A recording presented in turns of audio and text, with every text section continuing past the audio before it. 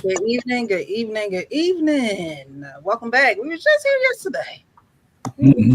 here yesterday. And now we are back. Welcome to the Men's Forum on the Real Precious Network. Guys, definitely hit the like button as you like. You already are paying. You need some tea? Yep. Like, share, subscribe, hit that notification bell button so you know when we are going live. But we're here every Wednesday evening with the men, just going over viral videos or just videos in these YouTube, Instagram, TikTok streets to react to. A lot of them are pointing out behaviors. What we will be doing is pointing out the behaviors, not necessarily pointing fingers, but pointing out behaviors between men and women and relationships, and giving our real life, real time reaction on the Real Precious Network. So, guys, how are you doing this evening? Good. How you doing? I'm fine. I'm doing okay. How about you? I got the itis a little bit. I'm not gonna lie. Eating? Yeah, I'm eating. But other than that, I'm fine. Can't complain at all. Right. It's Wednesday, the middle of the week. We're almost there. Yep. Almost there. Everyone survived the heat today. Today was supposed to be the hottest day, but no, it was hot. I mean, I'm not even gonna say it wasn't that hot. It was hot. But other than that, I'm doing well. Can't complain. Guys, if you're in the chat, definitely hit the like button. Get outside of the live chat. Hit that thumbs up. Let the algorithm know that we are gathering here this evening. I don't know who else is going to join us. I did send the link to Coach Ferg and Champ Talk. I put it in the chat. So we'll see if it shows up. If it's just us, it's just going to be us. Okay. Yeah, you got it. All right. So this first video I want to play, I'm pretty sure everyone has seen it. If not, you're going to see it tonight. Okay. It is a video of Kendra G circulating. She went to the Essence Fest, and her and I believe his name is Truth Speaks. I believe his name is. I know he's originally from Philly. And he has a presence on social media where I don't know. I think he's just more so of a straight shooter. I can't really say he takes the men's side. He takes the women's side. I think he's just more so. Yeah, he just says how he sees it. Yeah, he says it how he sees it. Exactly. And so this video is of Kendra G. And I wanted to go over this video because I'm pretty sure those who are watching, and you guys definitely know, Kevin Samuels. We know that Kendra G was on the Kevin Samuels show, Truth Hurts. There we go. Thank you so much, JT. I appreciate you. The Truth Hurts. Truth Hurts is his name. And so we know that Kendra G was on Mr. Kevin Samuels' platform. We know that Kevin Samuels is a straight shooter as well, and so he said some things to Kendra that she didn't agree with, that she wasn't too keen of, that she had rebuttals for. And so I saw this video and I thought it was quite funny because it seems as though now that Kevin Samuels is gone, she wants to get rid of terms that he coined in this arena. You know, I don't think I've heard anyone speak of a high value man until Kevin Samuels came on the scene. Have you guys? Yeah, no. All this stuff I heard when I came to the internet. Right. Yeah, I mean, yeah, we have terms. Internet talk. So yeah, it's internet talk, but it's stuck because it kind of made sense because it's a distinguishing mark. So he just chose it, and So, he had a definition for it too. So so Kendra G is giving her definition and throwing out a new term. yeah, it's not nobody cares. Let's get into the video. High value, because I don't like the term high value, because usually high value is predicated on money, access, looks. I like the word high demand, because high demand, yes, the man with the money, the looks is desired by a lot of women. But when we say value, that's an individual thing. It goes back to what I just said a second ago. Value to me is the person that shows up for you. So you could know a rich man, he could be fine, but does he show up for you? He's actually a no value man, if you think about it that way. So we gotta rewrite this high value slogan, because that's the misconception, and that's why men are walking around with an S on their chest, because they feel like they got the money, they got the fame, they got the looks. But ladies, that's our fault, because we made them that way. We got to take that power back. If a person doesn't show up for you, that's a no value human. All right. So, what do you guys think about that? A no value human is someone who does not show up for you. She also wanted to change the high value phrase and turn it into high demand. Is there really a difference between high value and high demand? No, first of all, high value actually would supersede high demand because Pookies and Ray Rays are in high demand by a lot of women. They don't have no money. Yeah, they are. They're populating all the underbelly of the black community. What are you talking about? They're in high demand. They get a lot of sex, and they have a lot of kids. So they're in high demand. They can't offer anything, but they're in high demand. You know, so I mean, so she's my, I guess she's my, listen, I applaud her accomplishments, but she's the first person who would fight you tooth and nail if you tell her she's not a high value woman. Well, she is hell bent on her making her money and her not being in a relationship because, you know, she makes her money, and if she was to get in a relationship, you know, she would be locking down her money, and the man wouldn't be subject to any of it. So that's one thing. So then she's not going to show up for the man, right? Then she's not a high value woman. See, that's my whole point. Is this the hypocrisy and the double speak is something you got to just look through. She calls herself a high value woman. She's a misandrist, by the way. That's the number one. She hates men. She has a problem with men. And one of the things that she has a problem with, and listen, one of the biggest things she has a problem with is because she values herself a lot, and the men that she wants won't let her just do the shit that she wants to do. And that's one of the problems with rich black women, or women, period. And especially in the black community, those are the ones I listen to the most. They don't understand that for a man's point of view, I don't care if you make $2 million a year. If you want to be my wife, you want to be my woman, there's certain things I would expect from you, and you might not like them. Because you're going to say, I got this money, and so why should I be submissive to you at all? Well, what are some of those things? Let's break it down. Well, first of all, I mean, there's expectations that I would have of my wife, like every so often, just shut the fuck up. This is, not because you can't talk. It's because I need to take the lead in certain things, and I don't want to debate everything because you got a lot of money, right? If I have to debate every little thing, and Kendra D looks like a person I would have to debate with, you stay single. If I have a household and I'm the leader of the household, it doesn't matter if you're a millionaire. Okay, I make $1,001,000 because that's going to make you happy. Because not you, but the woman happy, because they don't care how much the man makes, how much they make alone. So he makes $1 more than they do. So it makes you more happy. But I'm taking the leadership, and you're not used to men leading you because you're this strong, independent boss chick.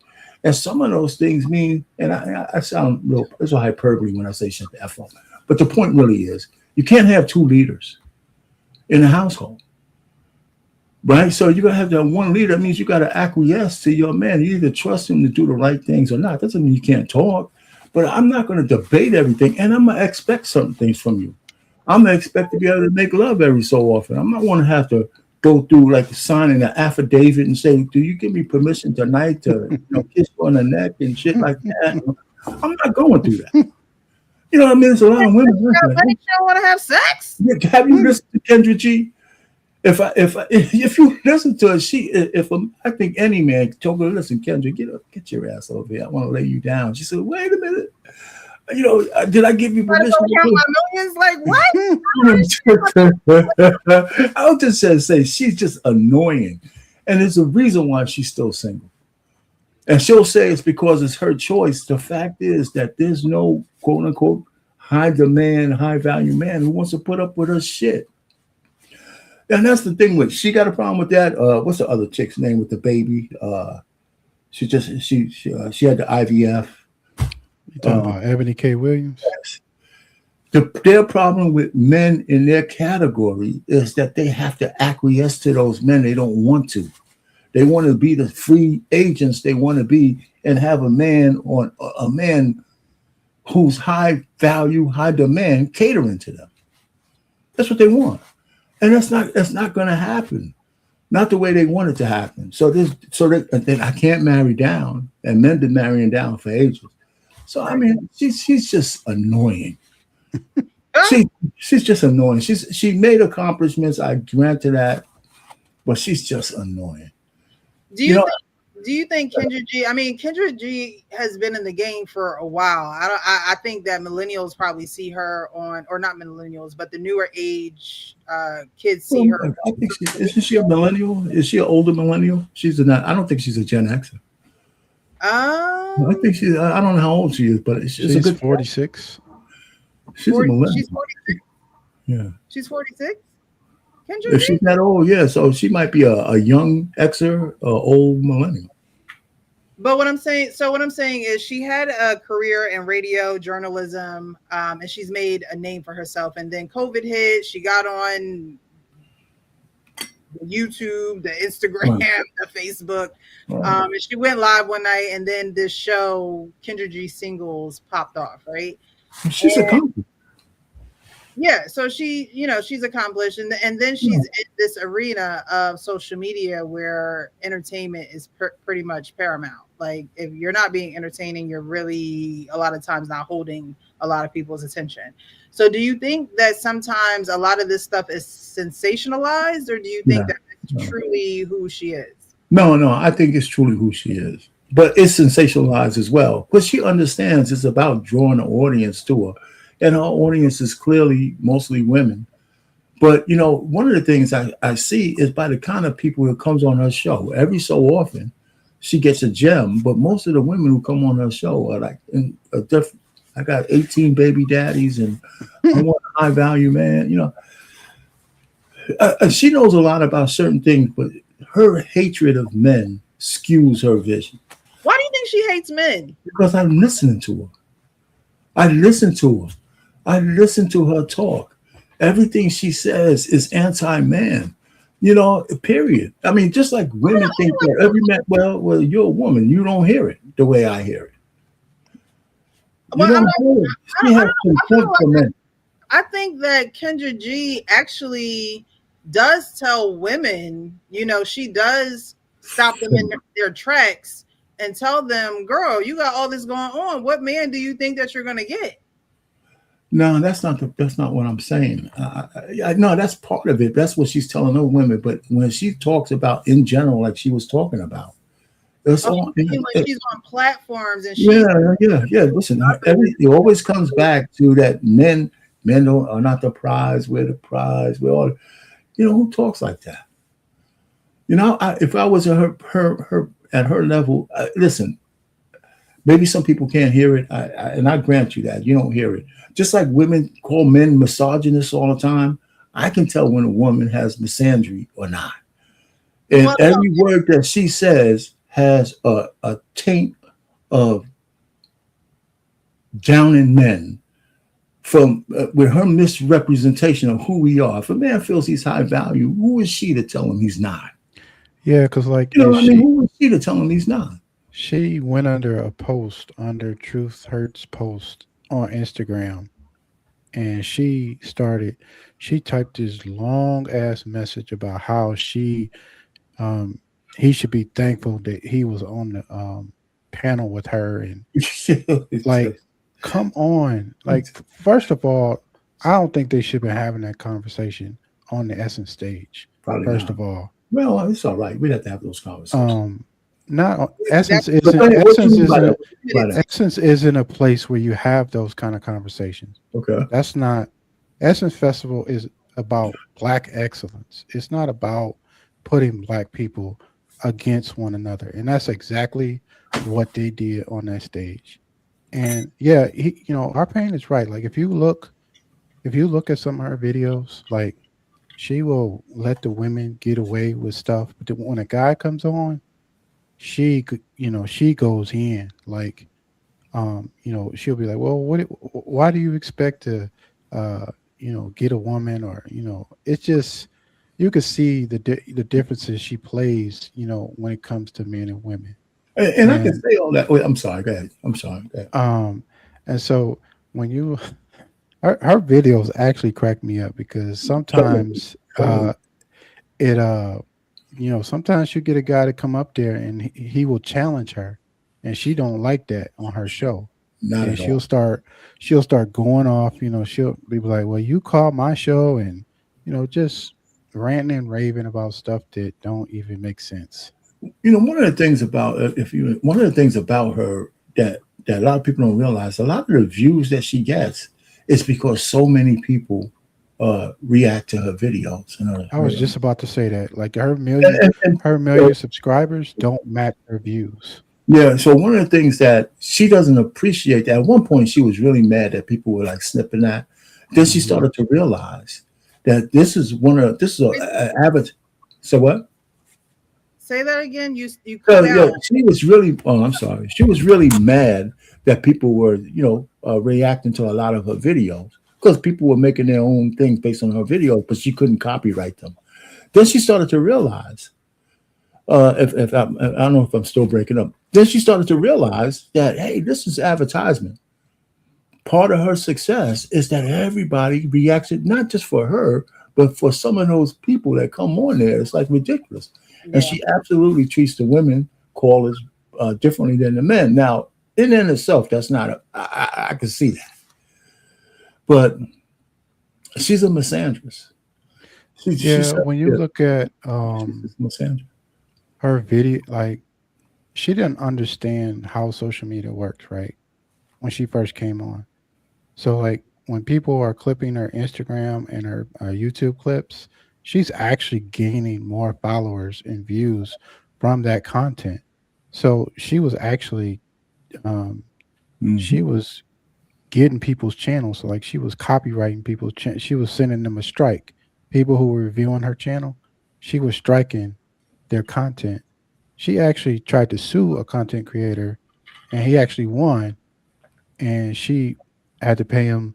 I don't know how much money he won, but she had to end up paying for his legal fees and, like, some other stuff. So she didn't understand how YouTube works, and the free speech and the free use of content, as long as you mention the content creator. Like, this, it's just like when you review, like, a news clip, you give credit to the news article or the news channel that wrote it, right? And so she didn't understand. For her to be, quote unquote, so smart, she didn't understand how YouTube worked. Listen, I just like to also say that, listen, I don't begrudge her accolades, right? And this is one thing that I'm working on this. It's one thing I've learned about Black women in general. 3 things that I look at. I call it the trifecta of Black women. They need attention, accolades, and affirmation. Those 3 things, if you give those 3 things to, I say Black women, it's probably all women, but Black women are always on steroids, because you guys put everything on steroids, okay? That's what I'm saying. So it's not just Black women, but it works well on Black women. You could get them to do anything. You can get them to say anything. You could get them to promote anything. If you give me these 3 things, the attention I need, appreciate my accolades, and affirm no matter what I do, right, wrong, or indifferent, affirm me, then you my best buddy. And you give me a bullhorn and I'll say whatever you need me to say. Because I'm a 10, I'm 500, I'm 5'1" and I'm 670 pounds, but I'm a 10. And just tell me that, and okay, we're buddies. I'm using it as an example. It's out there, but it's true, right? You see it all over the place. How about the lady? The diet don't work well for us. She's 800 pounds, and you probably had a hoagie after the damn show. I'm just trying to say, these are the 3 Achilles heels of our sisters. That's the only way you can get 92% of them to vote for one party. And black men were no better, right? We were right behind you because, we were sniffing at the coattails. And it's time for that to end. But listen, I don't hate Kendra G. I'm just calling her out for the way she is. She's trying to redefine what it is to be a man. And I take umbrage with a woman trying to do that. Any woman. Period. And I'm not going to back down from that. Okay.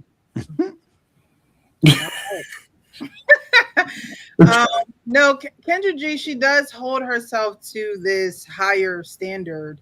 Has she worked for everything that she has? Yes. Has she built a name for herself? Of course. Yeah. I do think that there is a certain power in being humble as well, and you don't have to be a pushover. You don't have to, be shy towards everyone or be a people pleaser. But there is something about being humble and getting to your place of success in a manner where you don't have to put others down in order to boost yourself up. And I think that with Kendra G being at the heights, now she has a show on OWN for Oprah, which is quite funny because Oprah never married anybody. She got Stedman in the corner somewhere in the attic. She got a little bell.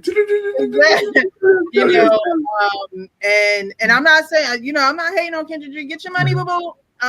But at the same time, you do have to be able to sustain that. And what she can sustain on YouTube and Instagram and TikTok, where people are, really fitting that kind of content into their day because it's short-term content, unless you're watching her lives on Instagram, YouTube, and TikTok.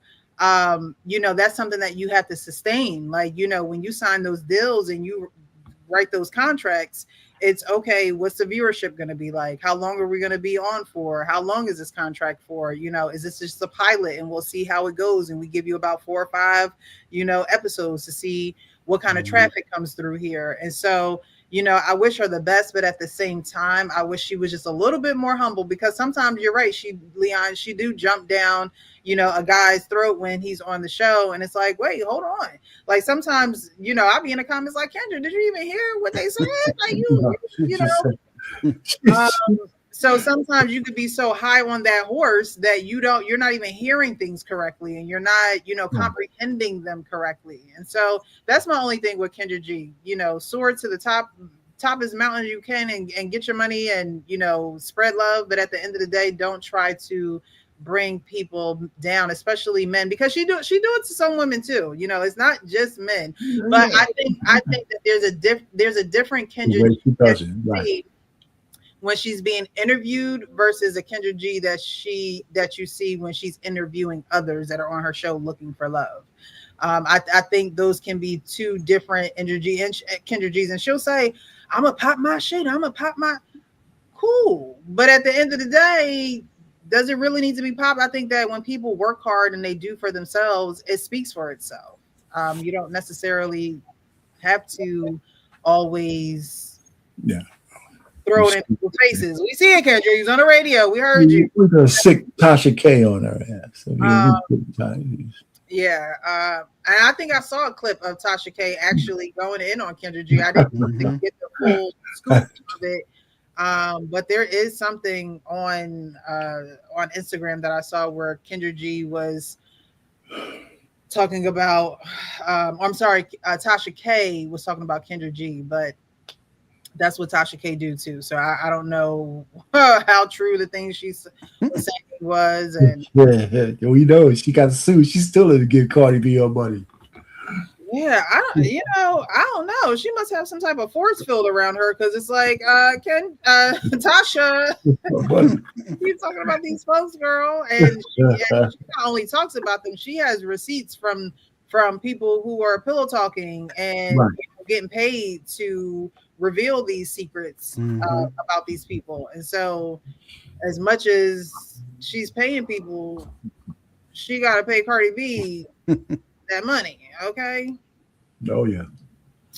All right. So we're gonna be moving on to a video of a young man. I don't know who this is. I don't know if he's a rapper. I don't know if y'all might know who he is. People in the chat, y'all let me know if y'all know who this guy is. He could just be on this show with these other content creators, but he's talking about the first time he felt challenged as a man being in his last relationship. And I wanted to bring that to the platform because I think that happens just naturally for men. But I wanted to get you guys' perspective on it. I felt like that was my first relationship where I felt pushed, and that y'all know who he is? No, I do we see I can't him? see it. You can't? No. Yeah, we just have the essence. StreamYard, come on, man. There you go. I see him. You see it now? Yeah, the guy with this hair thing going on. Okay, yeah. You guys let me know if you know who he is. I'm gonna rewind it. last relationship I was in, I felt like that was my first relationship where I felt pushed, and that shit was like foreign to me, and that's what kind of pushed me away. Because I'm like, I'm used to girls just being around, low key for the vibes, and then I'm like, if I like you, I like you. If it goes further, it goes further. But like this one was like, no, nigga. Zay got pretty privileged, bro. She really worried about Xavier. She don't give a fuck about no Zay France. She knows Zay France. Zay France. I don't know if anybody knows Zay No, I France. never heard this guy. I've never seen His him. mama called him named him Xavier. I'm gonna call him Xavier. France is gonna help Xavier France and the family that I'm trying to build, and the you feel me? And that was like that shit fucked me up, bro. Because I'm like, I am not used to no shit like that, bro. What it do is exemplify the pressure that you putting on yourself. Like you could be fucking with a nigga that got way more shit going on than me, like beautiful. You have money, so for you to really lock in with me, and you don't have to. That shit fucked me up. Does he go on to scream how it messed him up? I mean, because I'm just trying to, you feel me, become a better man. Period. That's a real singing nigga, man. I'm trying to be a real motherfucker make a whole album off that shit. Well, he didn't go into it there, but there were just some certain things. Like again, I wanted to get you guys' perspective because he said a couple things, especially him being in a relationship with a girl who, challenged him, probably pushed him harder, and not as the artist, but as the human being, as the man, right? And he said that pretty much got him a little shook. He had never had that before. So do you guys know what he's talking about? Have you ever been in situations where you're in a relationship with a woman and it's like, she's trying to push me to be a better me and I'm not all the way with it, or I don't see that for myself, or I can't just get there? I mean, eventually, I think at some micro level, like you're gonna have to improve, being with somebody. Like they're just not going to accept, any old thing. Now, we don't know the context, like if she was just asking for something astronomical, or if she was just saying, hey, can you communicate better? Can you, if you're busy, just send me a text and say, hey, I'm busy. I'll call you when I get home, or something like that. There are ways, maybe she wanted him to dress different, or maybe she wanted him to cut his hair. Like, we don't know, No, he didn't do that. I'm just saying, like, no, I hear what you're saying. I'm just saying he failed. So, like, it could be she just wanted him to maybe improve his communication, his emotional awareness, things like that, and maybe he just wasn't with it. Well, Well, here's my thing. Like most men, if you're going to get into a real relationship with a woman, and I usually speak from marriage, not just this play shit that everybody's doing. You really want your woman to be a muse for you. You really want her to be your muse, and there's a way, feminine women know how to do that. They know how to bring things out of people, out of men that they're with, in the right kind of way that leaves his ego intact. Mm-hmm. So, and it's supposed to be a skill or a natural skill that women have that they've lost with all the bullshit that's going on out here. But a real feminine woman who's tied to her man, she's his muse. Because a lot of things married men do is to make sure that the life that they give their women and their children is the best they can make. Right? And if that means he has to elevate, he has to do a few things, has to go for that promotion, got to do some extra stuff, you're going to do it. Especially, you're going to go ahead and strive for that. And so he wasn't used to that because he's probably just been banging out chicks. Oh my God. Mm-hmm. So I'm serious. A lot of guys, I told you this before, a lot of people don't, they look at me and say, I actually liked all the women I slept with. So I learned something from all of them. I talked to them. I tried, because I had like 3 phases before I went to college, when I went to college, and after, like the women I met in college, they were college bound. They had dreams. They had futures they were looking for. It was worth talking to them about. It's not just, you pass the joint, you pass a little alcohol, you talk a little bit, and you learn something about what they're thinking about. And some of that stuff was very useful to you as a person for your growth. Now, I didn't have 1,000 women, so let's stop that. But enough. But I'm just saying that when I went into the professional life, the women that I was talking to were professionals. Mm-hmm. So the fact is, with a lot of guys, if every woman looks like a pork chop, they really don't learn anything from them. Because it doesn't take much if you're that kind of guy to take a woman to get her panties off. It's not that hard for some guys, and you don't learn anything. And so I'm just saying, he looked like a guy who was just passing through the women. So when he found a woman, he said, okay, this is what I expect from you. And he shook her. I can see that. And because he liked her. He said, well, he couldn't just discard her for something about her that he liked. So when she said that, it made him pause. If she was just a bust down, he wouldn't have thought about it. There was something. That's what I get from that conversation. Oh, so he also said, that's what he said. He also said, she could be with anybody. She's beautiful. She has money. Do guys really go off a vibe and just see where that vibe's going to take them? Yeah, we ain't monsters. Of course, why wouldn't we? Why wouldn't we? I mean, why wouldn't a man go off a vibe? Well, yeah, what you mean by go off a vibe? You go further. I'm using the words that the man in the video said. He goes, I thought that she was just here for the vibes. Again, he's younger, right?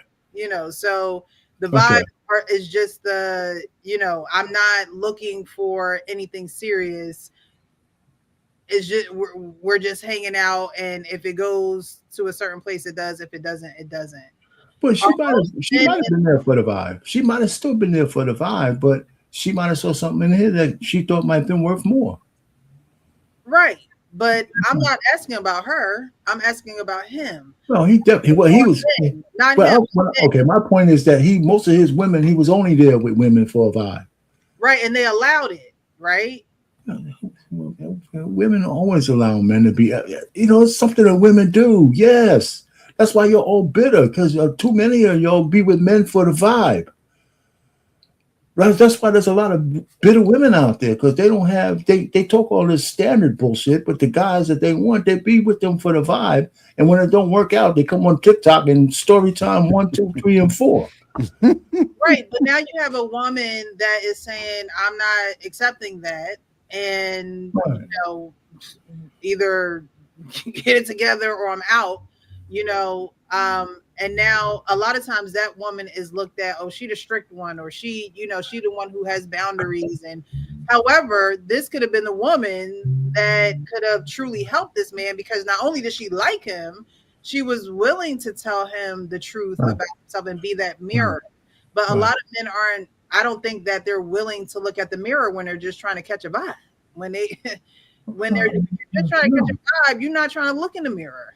Well, no, I agree with you. You don't care anything that's going on that side. But apparently, the fact that he's confessing this to those guys around the table, I would imagine he hasn't confessed that to anybody else. It's probably the first time he ever mentioned that to anybody.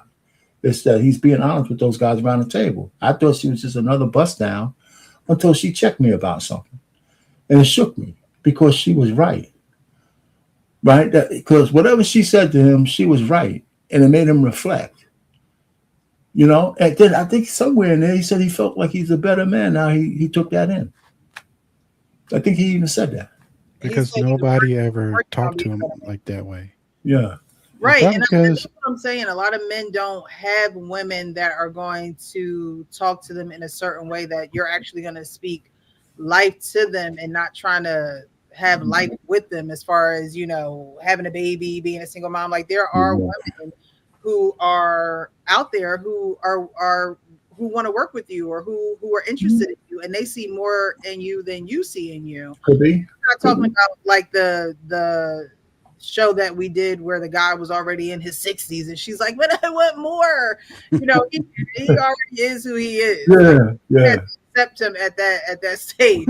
But this young man, Xavier, it looks like he's in a part of his life where he wants to develop maybe this. I don't know if he's an artist. Again, I don't know exactly who he is, but he's on the podcast with these guys, so he must be an up and coming, some type of entrepreneur.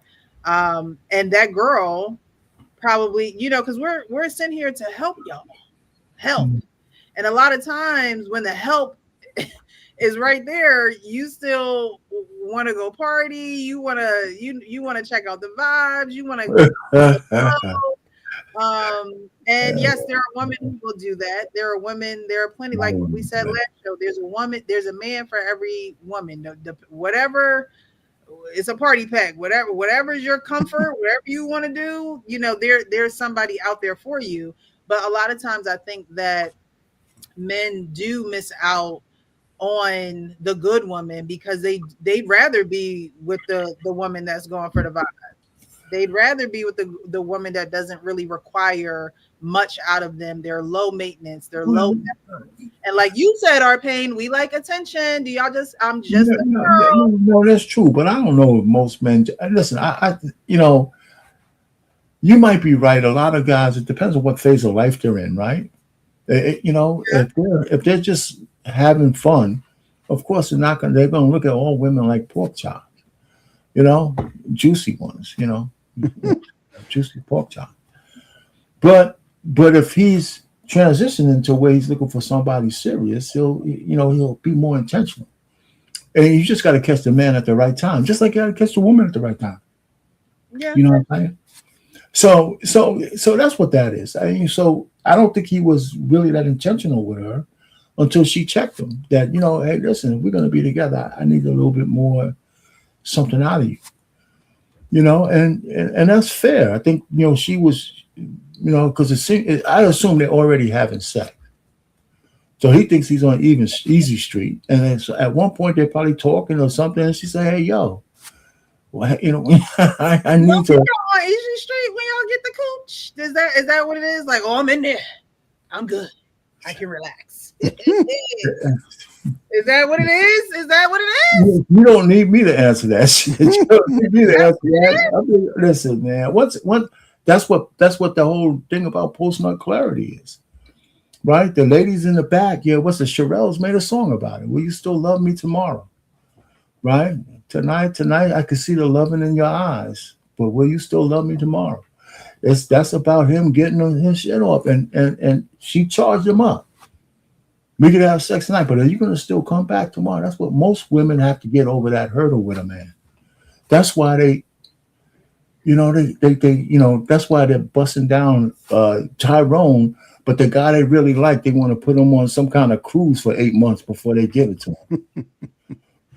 And it's stupid, but it's inevitable. That clarity only comes after the first time y'all have sex, because you know whether this guy wants to come back or not. You know, and every woman has to go back through that with a man that they're going to be in a relationship. It's inevitable. You can make it 6 months, you can make it a year. It's still the same that night. And if you make him wait too long, he's going to do it out of spite for making him wait too long, because he know every time he couldn't catch you, somebody else was busting it down.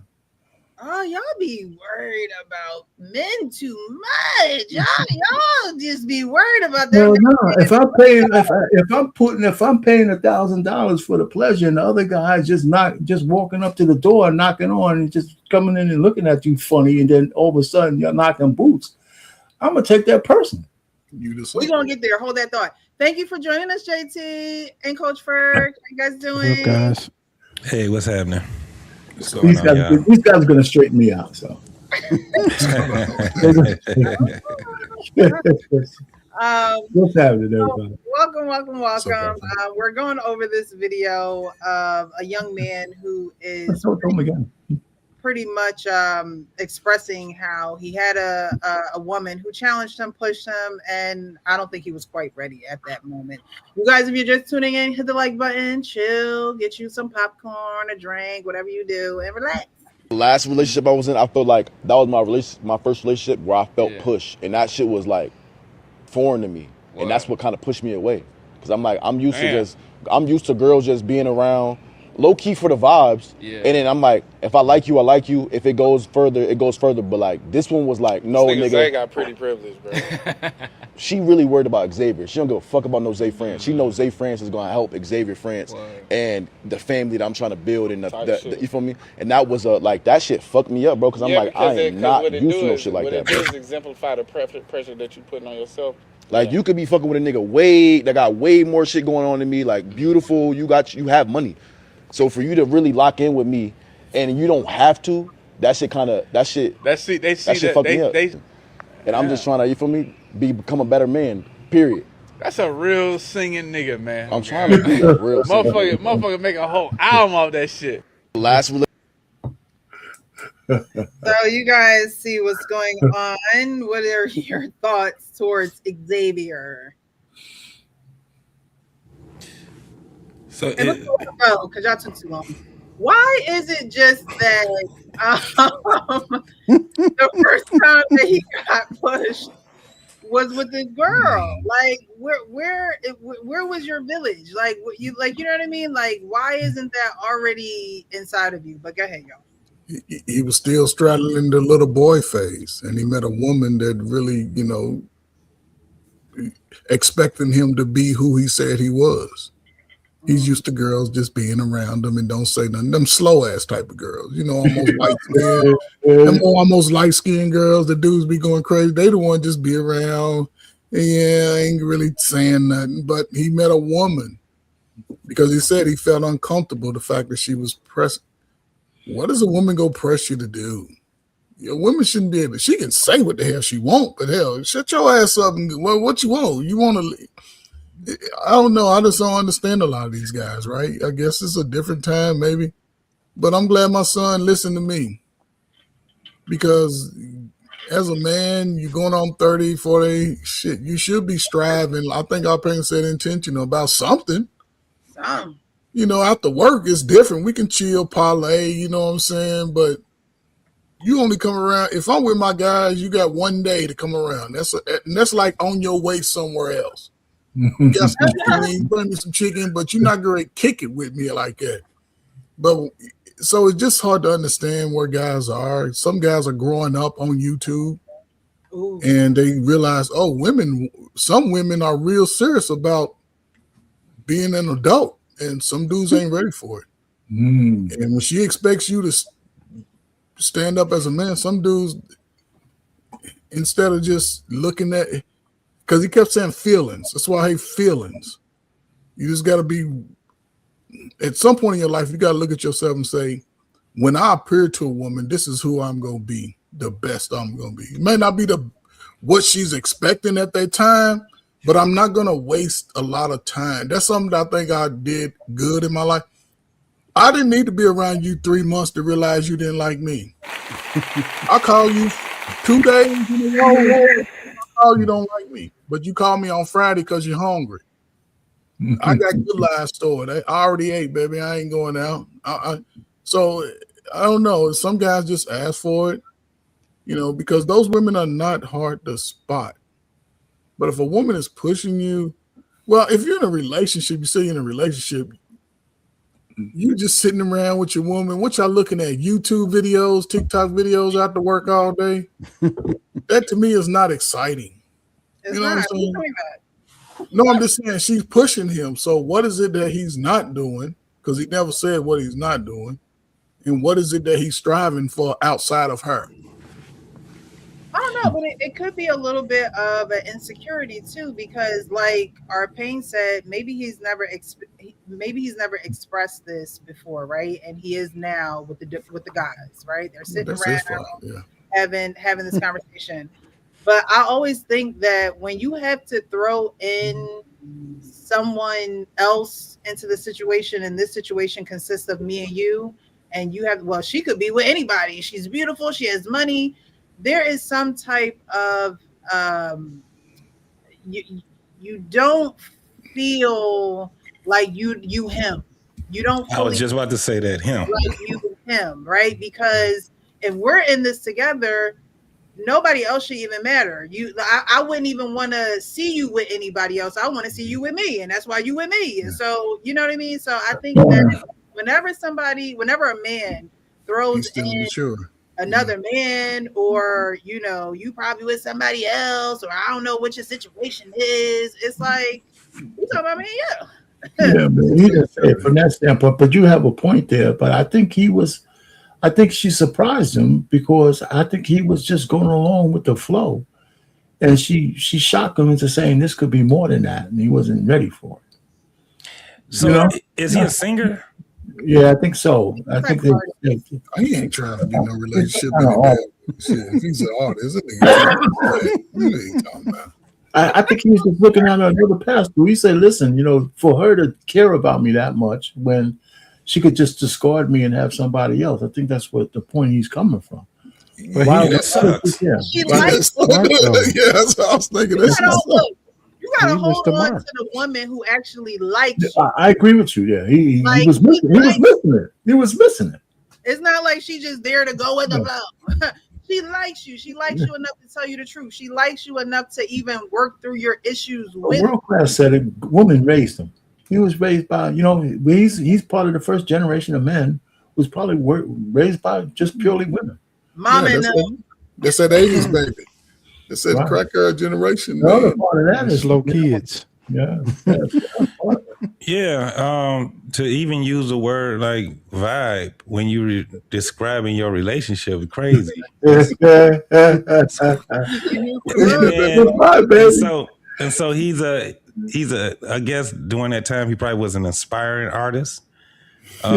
This is my thing. When you in your craft, you don't need no woman to motivate you because you're already motivated. Yes.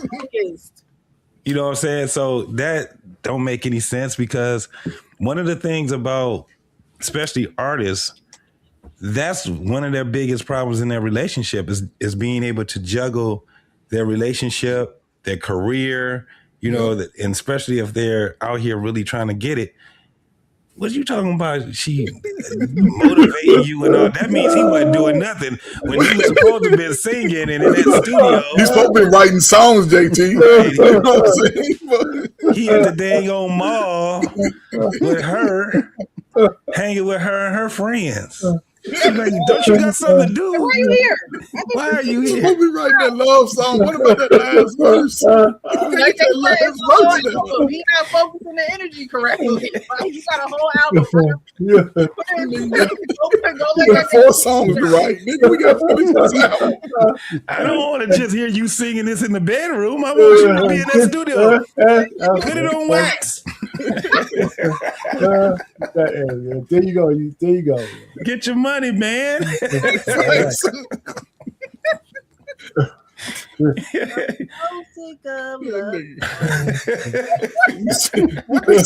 said they were sitting around, though. That's what I'm figuring out. Why are they sitting around? Okay, now that you are, because most artists, Like, man, they are writing. They're always looking for a new song, a new hook. And if you're sitting around with your girl, she ain't giving you no ideas on, maybe you can sing this hook for me right here, Precious. Yeah, we're sitting around here at the studio. He was sitting there trying to get on Love and Hip Hop. That's what it was. He ain't made a song yet. He trying to get on Love and Hip Hop. That's funny. You guys picked him apart. That's for sure. But I mean, when it's evident, it's evident. And you know, there are some women who are out here to just, you know, talk down on men and have no respect for men. And I would say that, you know, for the most part, I'm a male advocate. Y'all be tripping sometimes, but for the most part, you know, I get it.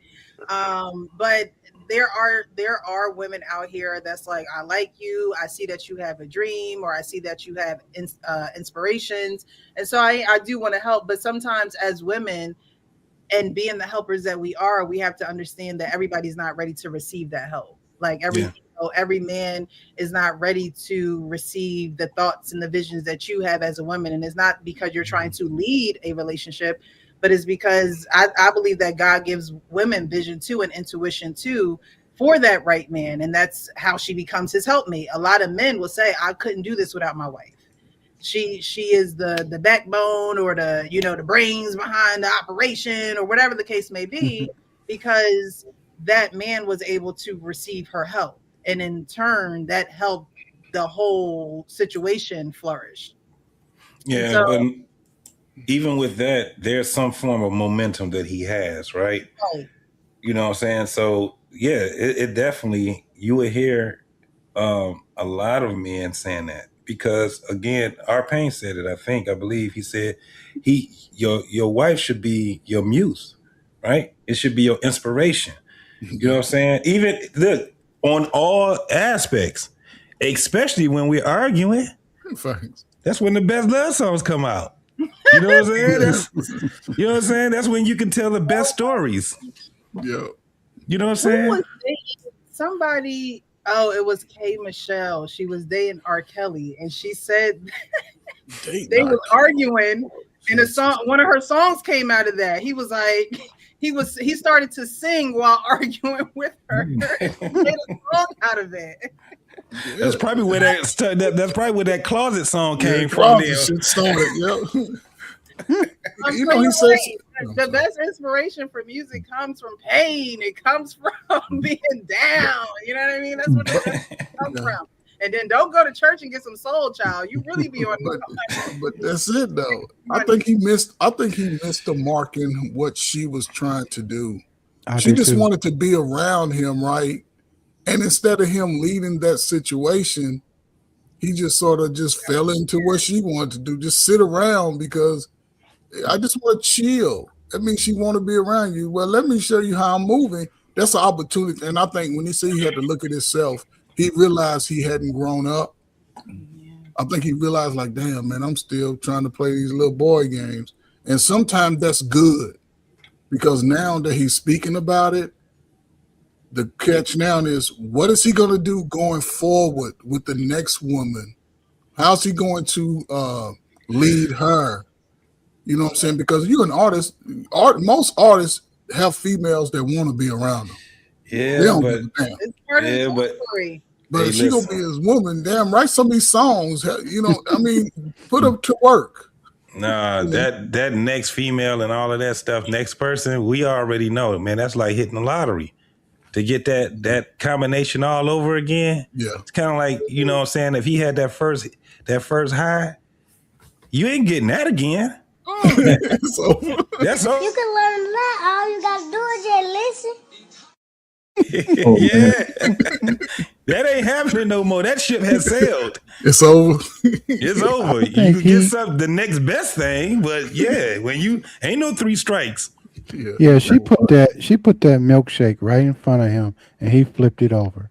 Like she was the woman that he needed, but he, like you guys said, he wasn't ready. Well, you can't win them all, man. Yeah, he thought it was powder milk. He thought that was powder milk. She's like, no. James said I couldn't do what I do without my woman, not women. Now flips on the flip side of that is I work so much time at home is not very long, but we are financially great. Yeah, and like JT was saying, you know, you have to have that drive on your own, right? A woman only comes in to improve, furnish, inspire, nurture, all that good stuff. But you have to have that willpower on your own, and I don't have to set the alarm every morning, you know, to go to work, you know. I iron the clothes, but you gonna have to get up. I'm gonna have to see that you're gonna lift your head up off that pillow and be motivated to go get this money, okay? Yeah, absolutely. So I definitely want to play that because again, you don't hear a lot of men actually admitting that. And he's young enough where he can, you know, kind of steer it in the right direction, but he's gonna be an artist, and so he's going. We're gonna hope that he's gonna be an artist. He's too old. He already look like he's in his 30s or something. And women, he's gonna be in environments where there are gonna be a lot of women, and you know he's going to have to make tough decisions, and that starts with himself. I always say be real with yourself so you can be real with everybody else. If you can't make a tough decision for yourself and be disciplined and say no and have, you know, some type of self-discipline, it's not going to work if you're going to try and do it with somebody else. Until he cuts his hair off, he's still gonna have all them little booties shaking at him. He has to cut his hair off, and I mean cut it off, but he gonna have to get rid of them long ponytails. Yeah, it looks unseemly. Yeah, see that right there, legs. Yeah, it's a vibe. It's a vibe. Okay. Yeah, Coach sound like Hink when he said that. Them ponytails. Them ponytails, man. That's yeah. But get him some facial hair. Guys take advantage of, you know, I guess they have some privileges, I would say. I was doing that at one point, but I didn't need nobody to motivate me to take care of my business. I looked at things. Guys don't know how to compartmentalize things. You gotta know how to keep it, you know, compartmentalize. If you want her, I would think it's always been advantageous for a man that if a woman just want to be around you, to be straight up honest with her. Listen, you cool, but you know I like these over here too, because she's willing to accept that type of lifestyle. Most people know what people are gonna do, but no, he ain't ready for it. Ain't none of these guys ready for it. One woman. Let's work on that first. Okay, good. Because it ain't worked for decades trying to get multiple women. It just hasn't worked. You know what I'm saying? It's always been. So it's easy for us if we actually look practical, especially as being in that type of an environment. You have to be a practical person, and you have to have a discipline about yourself, right? And you have to understand, first and foremost, there are a lot of liabilities. Having friends is just, they can be liabilities, right? So imagine having romantic interest, how much of a liability that is when you're trying to get to a certain apex in your career, also in your livelihood, plus you want to have a family. So that takes being intentional about it in every way. And what happens is that we don't have enough people that's intentional because they be listening to outside people talk about, well, you know, it's in our interest as men to want to just be able to have sex with as many women as possible. And it's like, yeah, okay. So you understand that is a natural thing that's inside of us, but you don't have to fall victim in 2026. Because guess what? Look around you. Look at how many people are failing at trying to, you know what I'm saying, get that together. But when you hear their mindset, you be like, I see why you keep failing. Make too many excuses for yourself. You know, so yeah. Amen. Well, I'm glad that, you know, that one went well, you know.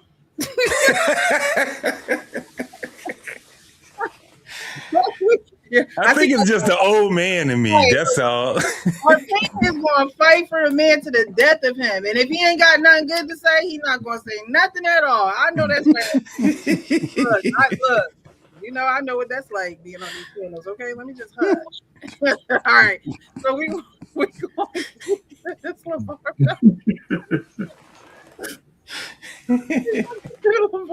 What is LeVar Bell? We all know that he divorced his wife. We know that she went through a stroke, and he was the devout husband that, you know, stayed by her side. And now he has had some health issues in which he had to get. I don't think it was his whole leg amputated. It was right below the knee. Right below the knee. Yeah.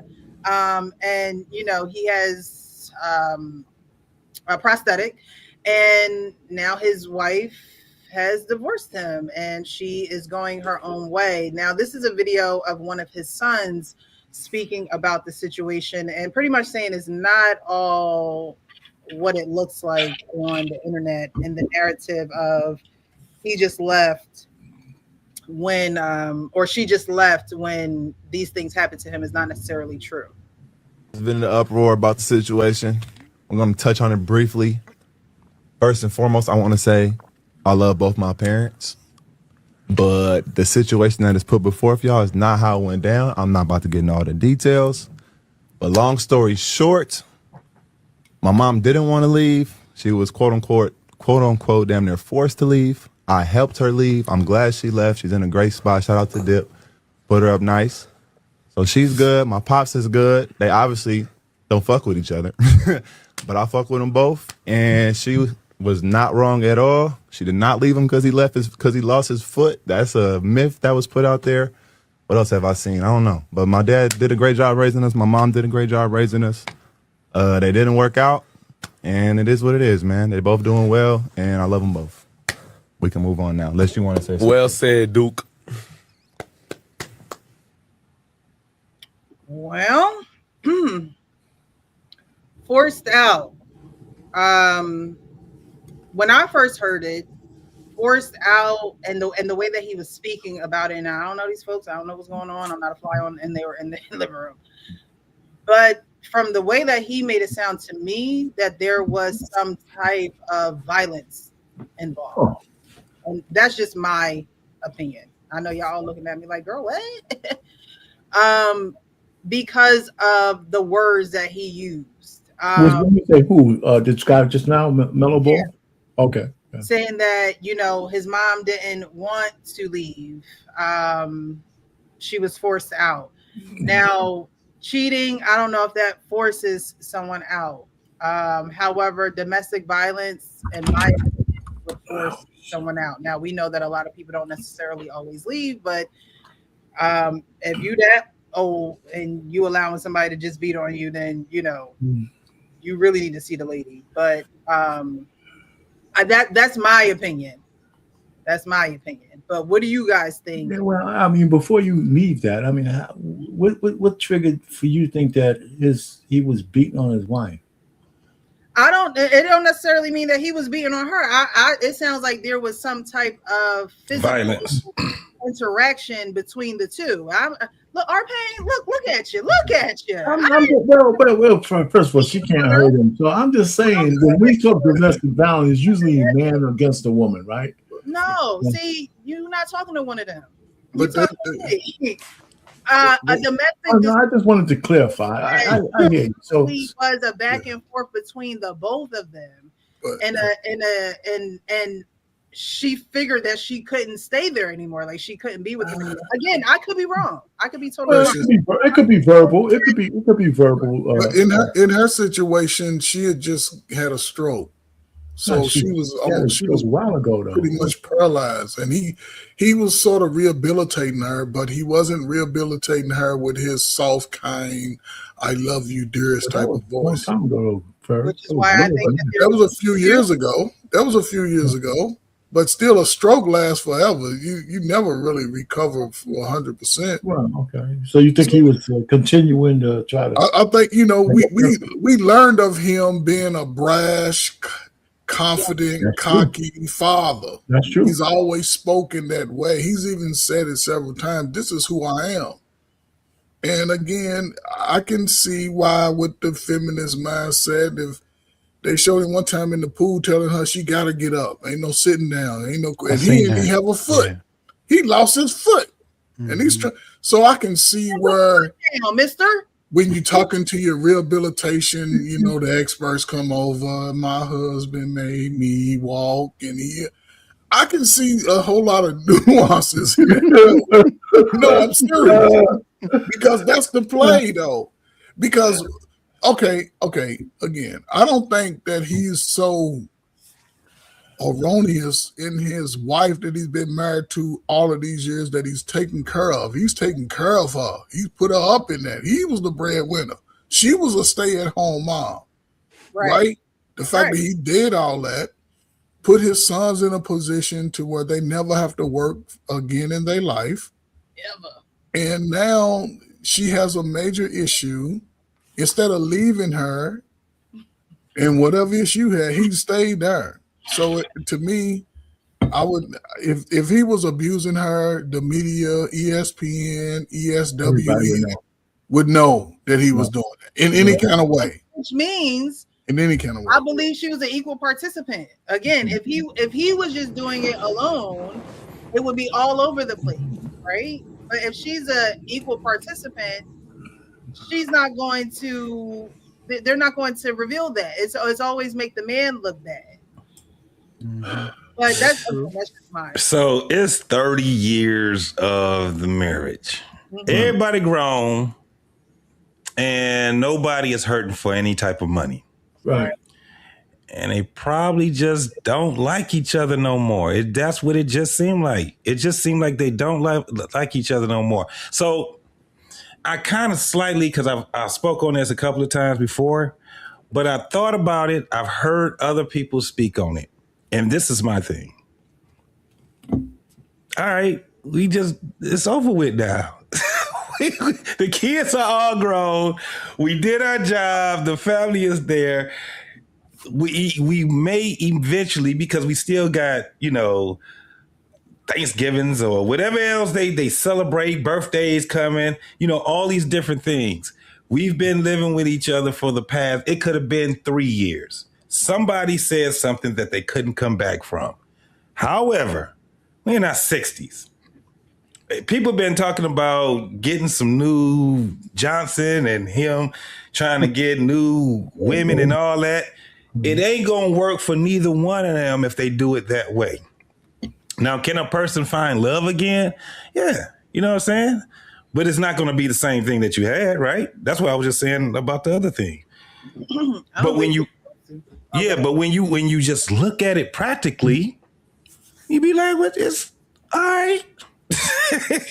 He had a little young, tender already. He trying to get over his wife or whatever. But I don't even think it's that type of love where they separated and then somebody is just super heartbroken. I think they were going through the motions. They probably was heartbroken while they were in whatever it was. Like I said, somebody had said something that they just couldn't come back. And I think both of them did.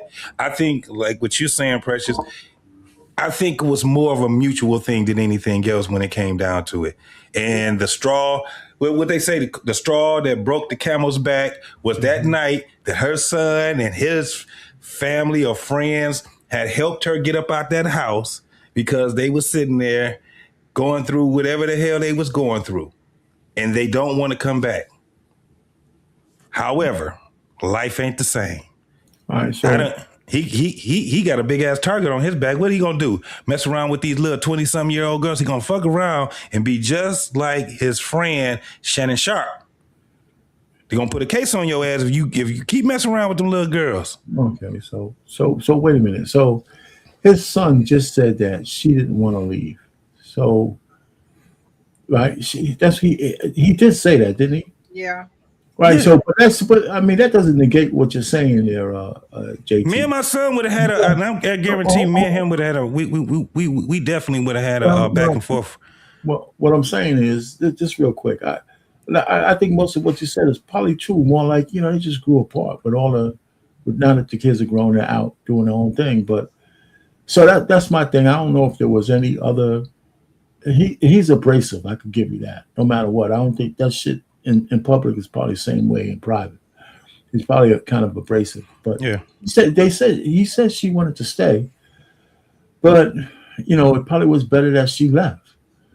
I think. But I don't know. At 60 years old, peace, both of you guys is disabled. That's what I said. It's just not gonna work. Are you really going anywhere? Are you really going anywhere? I mean, where are you going? Sometimes it's not about going anywhere. It's about being free from where you were at. And obviously, they wanted to be free from each other. And that's for the moment. The thing is that it time sometimes when you spend time away from a person, it actually gets you to think a lot more clearly. You know what I'm saying? Like I said, it's never going to be whatever happened between those two for them to want to be separated from each other. It was a point of no return as it stands right now. That's why I said that trying to get another spouse or another girlfriend, that shit ain't working for those 60-year-olds. What you doing to the son, JT? What are you doing? You were saying something. What are you going to do to the son? Oh yeah, I called him out. I probably would have cussed his ass out, or I would have approached it at first and said, "You didn't do damage control, right? You didn't. What you just did right there was just leave that open for more scrutiny, mostly on me, son. Go listen to that thing again that you just said, right? So then, if he's right, and then I'm listening to him talk. It's just." These young folks ain't got they have no vocabulary anymore. They don't have any diction. His whole thing was they don't fuck with each other no more. Like, come on, why are you doing that? If you was trying to say something for damage control, the only thing you needed to say is I love my mother, I love my father, and we're working it out as a family. But to put anything on either one of my parents is not fair for them. Just let them go through what they have to go through. He didn't. Nope. Yeah, because it's their relationship. It's not his. Yeah. That was my whole. If he wanted to get on there for damage control, but he added fuel to the fire when he did what he did. She was quote unquote forced out, and I had to help her. Like, come on, my dude. Yeah, like there's already a bunch of scrutiny going on. Yeah. Might as well just tell us now, LeVar. I don't want to put the details in there, but my father's lying. Right. I love my father. I love my mama, but my father on some bullshit. He acted like it was a Tyler Perry movie. That man is abrasive, and for a woman can't take that for too long. Like, we understand you trying to get the boys together. Precious. We get it. We understand you try to get these boys when they try to go, but there's a difference between being a coach and a father and tyrant up in here.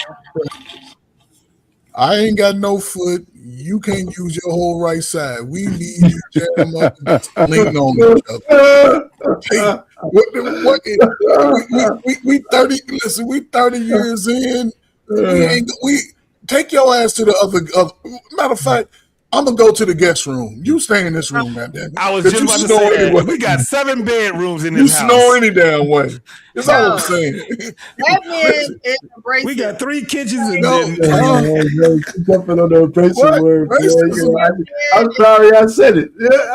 Racism. Precious. No, abrasive. Abrasive, not racist. No, Precious. He even said whenever somebody come over, guess what he do? Because ain't none of us up here go do that shit. He's cooking. He's cooking for his guests. He talking his little shit. Talk to people crazy. I need to let y'all know my son is the baddest in basketball. He's a top 3 pick. Goddammit. What you talking about? Yes. Well, you got to understand too. Like when you have a stroke, he never talk crazy to his wife on public. When you have a stroke, you're basically you lose a lot of your cognitive abilities. Somebody else said that too. Yes. Like, my mom, before she passed away, like, she had a big stroke, and, she wasn't able to do certain things. Like, she had to stop driving, and so when you think about maybe when she was going through that rehab, maybe she thought he was being mean to her, but he was actually pushing her so she could get better. And, maybe she thought that, he was going to talk to her like that all the time. But, when you haven't experienced a stroke and people, it's going to be really hard for her wherever she goes. Like, if she goes to live on her own or whatever she decides to do, it's really going to be tough. Damn, that right there, people overlook that, Leon. A lot of people overlook that whole thing because that plays a part into their going through whatever they're going through. Cognitive issues. Yeah, because she had a stroke. That changes a lot. The stroke was, but I don't think she blamed him for how he treated her on the stroke, because she was getting a whole lot better for years. I mean, we haven't seen them in the spotlight after the kids made the pro. So whatever that made them go apart is in that time frame. He had rehabilitated her. She's coming to shows that he would always put her in the forefront. He was doing a lot of stuff to praise his wife in public. But that has nothing to do with her cognitive ability. Yeah, but that doesn't mean. But what I'm saying is that I don't think he was continually trying to rehab her after the beginning stroke. I mean, at some point that rehab was over. He wasn't doing that. After a stroke, you still need assistance. But what I'm saying is this hard thing that he did when she first had the stroke, I don't think he was doing the same thing like the year that they parted. I think she had. He might have been, but I don't think it was the same. I think there was so. Like I said, I thought the best explanation is they drifted apart. And that's it. And he apparently, LaMelo said she wanted to stay. Lonzo said she wanted to stay. Yeah, but what we're saying though is that still you still have to hold that in, because it's a big part of that, because it does change your life.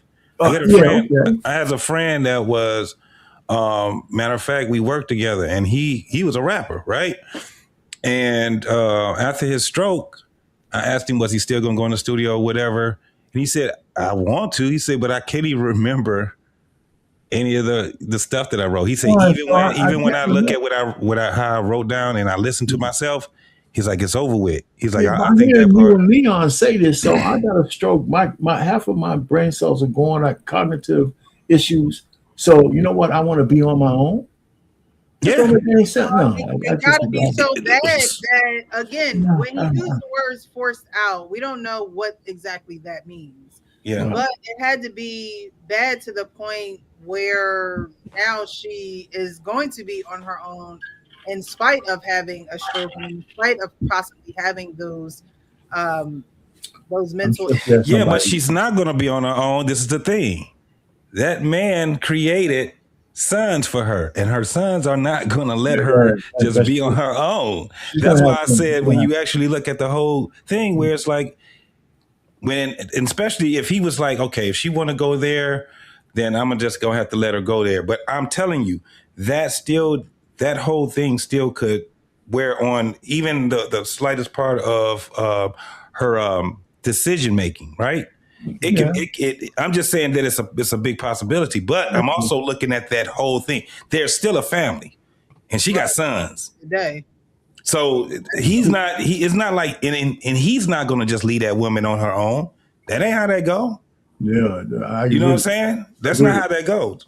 So I'm looking at it, and especially when you're talking about some investment, 30 years of investment to build a family, not just us married.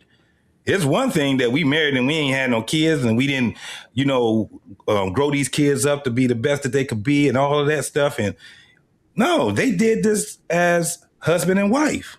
So that's a lot of work that they put into that family. And whatever it was, like I said, I'm still going to look at it as somebody said something or did something that they probably just couldn't come back as it stands right now. You know what I'm saying? That's just how I look at it. The stroke had to be like she could barely walk. That stroke had to be devastating. Like when you have a stroke, most of the time, you know, you spend maybe a couple of days in the hospital and you go back home. But like she couldn't even walk. So I know her cognitive decision making is going to be questioned. Yeah. And it plays a big part on her personality. Plays a big part on whether she, you know, she probably can be even more depressed.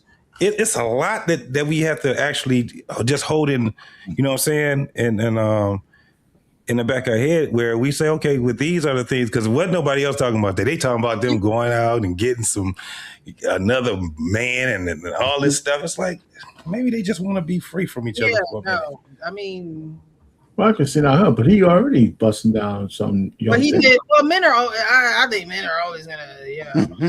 Hey, he get a chance after 30 years. He get a chance to freely just be like, I'm gonna go get something. I mean, we were just. He's tricking. He's tricking it, right? People who are married still want to see if they got it or not. Right. He want to get something. You know what I mean? He's not married no more. He's not with her.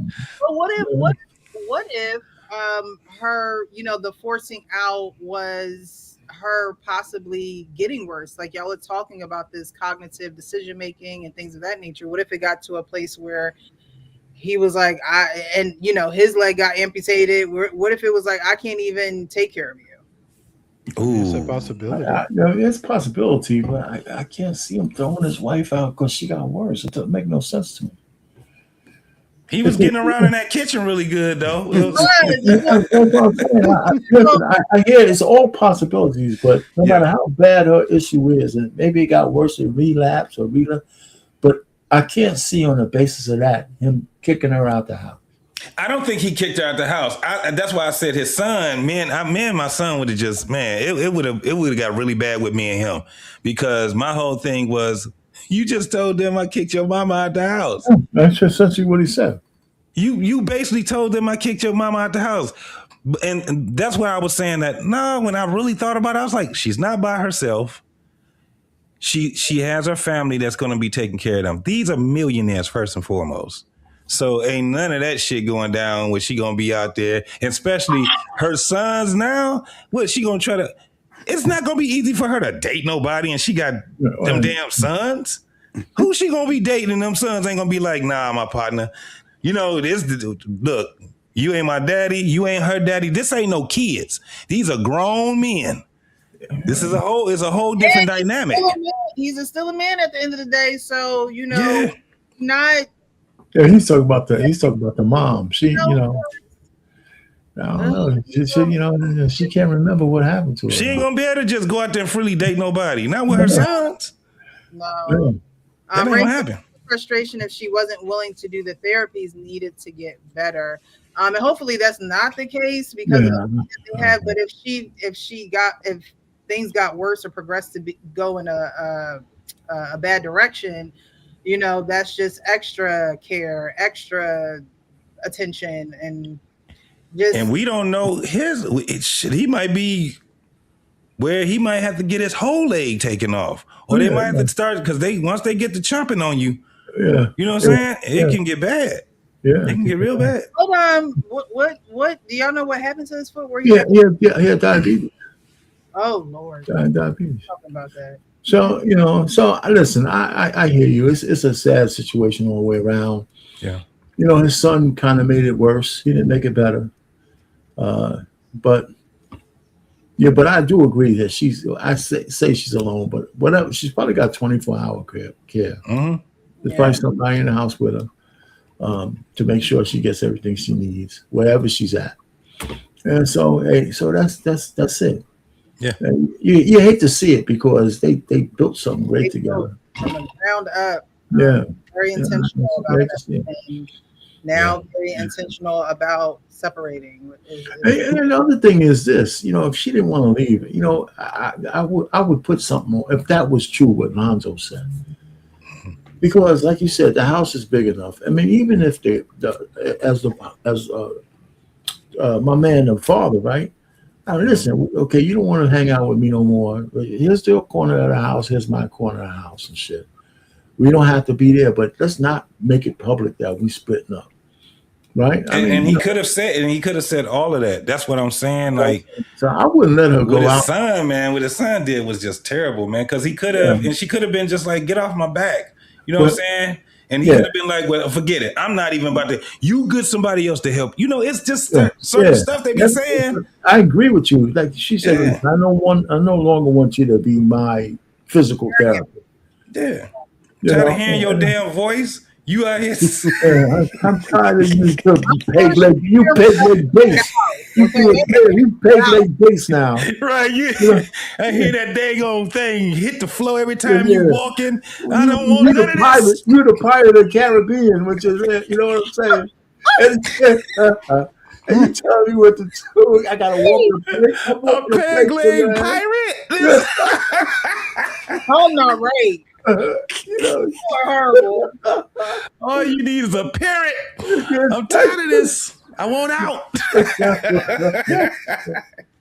Can't take it no more. I was trying to find a video of him and his supposedly new love interest. They have a video already?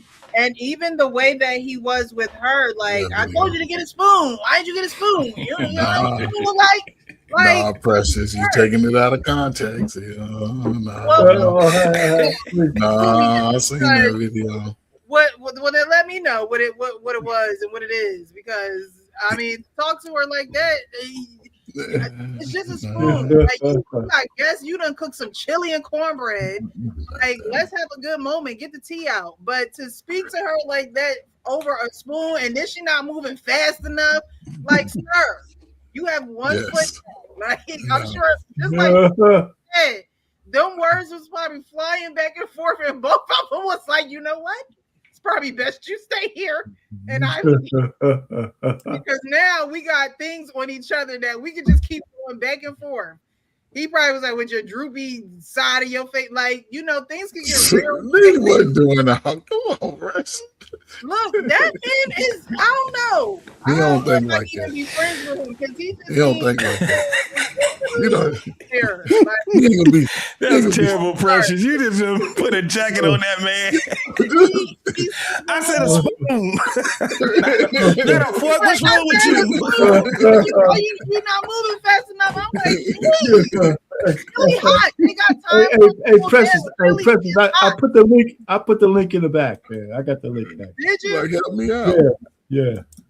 Let's see if his wife was wait a minute. Yeah. The link's not here. I gotta find it.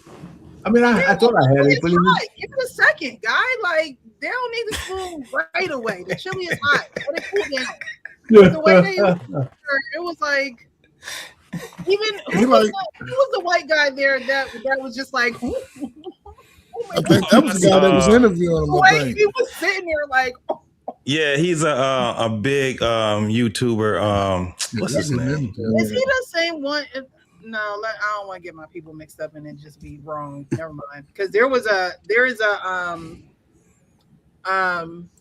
Sean said you biased. And protecting her feelings. Projecting her feelings. Precious has a show to run, okay? This is his job, Sean. That is true. You know that if you were up on the panel. All right? You can't even get in it. Don't come on up. No, I done forgot what I was about to say. What's up, Sean? I done forgot. Oh, the content creator that was interviewing or in that experience. I don't know if he was very much interviewing. It seems like he was enjoying the chili. Yeah. But I think he was the one on the Breakfast Club that had an issue with black people. Is he? No, that's not him. Okay, that's not him. I knew I was. He is an antagonist, but he's not that type of antagonist. Okay. It won't let me post the link for some reason. And you know what's sad about that video, right? The way they showed it, right? That's why him and his wife should have stayed together, right? Because she could have slid her little lazy arm over with the fork. She might still listen. She got to find out how cold it is out there. Yeah. She might come back. It takes a minute. Because Because again, Precious, he was cooking for the guy that was ready to interview him, right? Yeah. And but he said, this is what I always did to people when they come to my house. I cook for them. But but see, the new chick don't know the layout of the land yet. She don't know how to move. She don't know how to move around the kitchen. That kitchen, like, oh my God. But she don't know how to move around though. See, because she knew. She don't know. She should just be happy that she got a bed. Yeah. Yeah. Yeah. She can go back to that 2-bedroom apartment. Man, it can be, it can be a number of things. She has a bed. Lord. Yeah. How long had they been separated? Look like an immigrant. That don't mean she was one. That's all she can get. Precious, listen, I know the sisterhood is strong, man. It don't matter. But no, you gonna get this damn spoon. You see, I'm ready to fall over with one leg. He even said it. Like them too. Baby's a light skin thing. He said it in the video. Wait. No light skin slander. He said it in the video, though. You see, I'm barely able to walk over here. Help me out. See, the problem was the girl didn't never have nobody cook for her, so she don't know what to do. Oh my gosh! Yeah, she didn't know what to do. She thought he was just gonna be on that damn scooter all the time. He like, no, I can't drive this around on my damn flows. Just got these flows. The way he had her going back and forth in that kitchen, I can't find it. Hold on. No, yo, what I put in the back chat is somehow they just put the title there. But if you put that in the search, it'll probably come up. Yeah, you just. Oh, okay. I can get it for you. Because they won't give me the URL for some reason. And Precious, that woman that he's with, that ain't nothing to marry. That's just something he gonna play with for the next.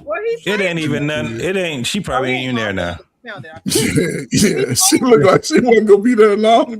No, Placed her already.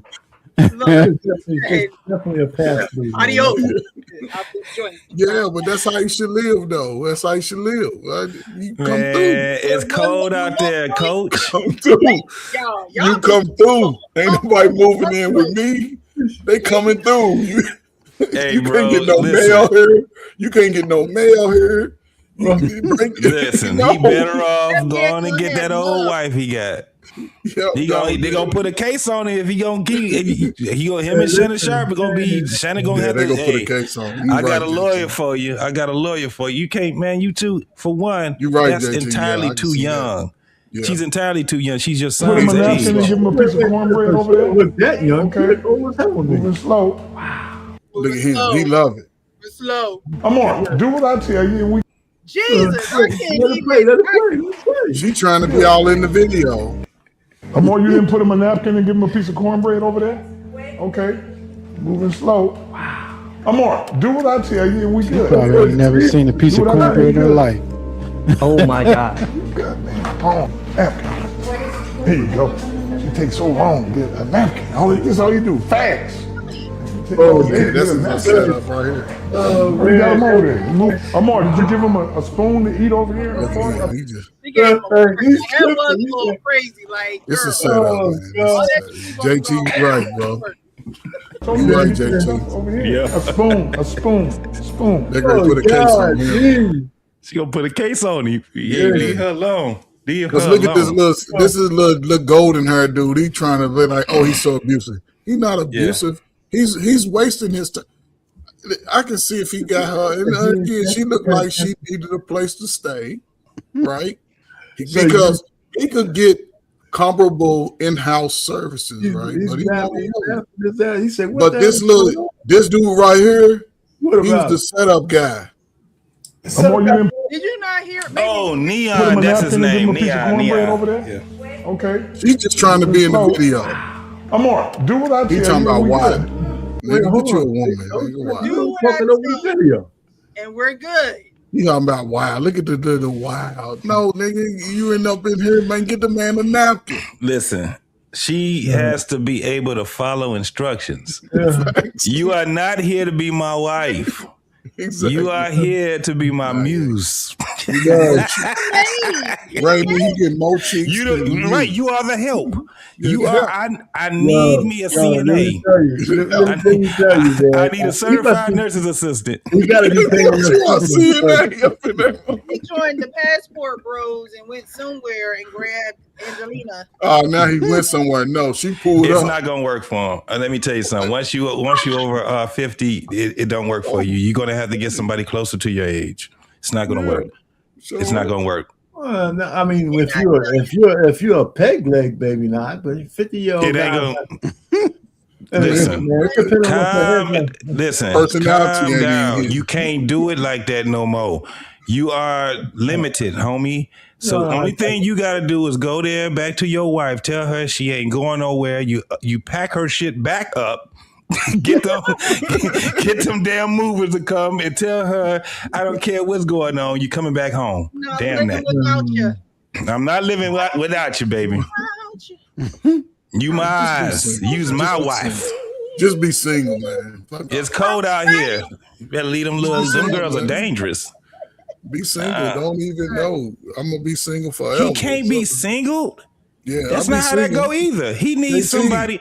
All he need, coach, is somebody that he can watch football and basketball games with, and a caregiver. Pretty much, get the right spoon and bowl. Oh, you say you need the white school podcast? No, get the right spoon and bowl. Exactly. That's gonna be his tagline. Do what I tell you now. Do what I tell you, and you'll be all right. Man, do it like I like it. Look, that could be a reason why the wife was forced out, because she can't do it like he. No, like, he knew she couldn't do it like that, Precious. He knew. And I don't mean like just sex. I just mean like everything. Because again, your wife is your helpmate, but when your wife needs help, who becomes a helpmate? Like, you know what I mean? Like, he was doing too much in that video, man. He was doing too much. He was definitely doing too much. He had to know he was on video. Two girls probably she can't read his mind like his wife learned to. Okay, his wife would have known. You know what? Let me get that damn spoon. I know this man gonna curse me out if I get a fork. Let me get the spoon. But see, Precious. Look, they word. Had him on the table with the. There's key words. The girl. He's messing with little girls. Get away from them, little simple-minded ass girls. That's crazy. Most people under 30 are simple-minded. How old is that woman that was in there? She ain't no girl. How old is she? She was in the 20s. Yeah, about late 20s. You can tell. No, yeah. Look at him. How old is this dude? This dude 25. Amor, you didn't put him a napkin and give him a piece of cornbread. She didn't over get there? him out. She's trying to be cute. I don't know. She look old in the face. Hold on. Yeah, she look bad. Okay. Amor, She looks sad in the face. We good. Do what I tell you. She got a we good. BBL. Oh my God. Hold on. Napkin. Okay, right there. Ooh, She look. aging like milk. She look like she look like. Yeah, she looked like she used drugs. Hold up. Like she ain't never She seen the smoke sun. weed or something. She do something hard. Let me see. There you go. She takes They're so trying long. to be all in the video. Oh, this is all you do. Fast. You take all day to get a napkin.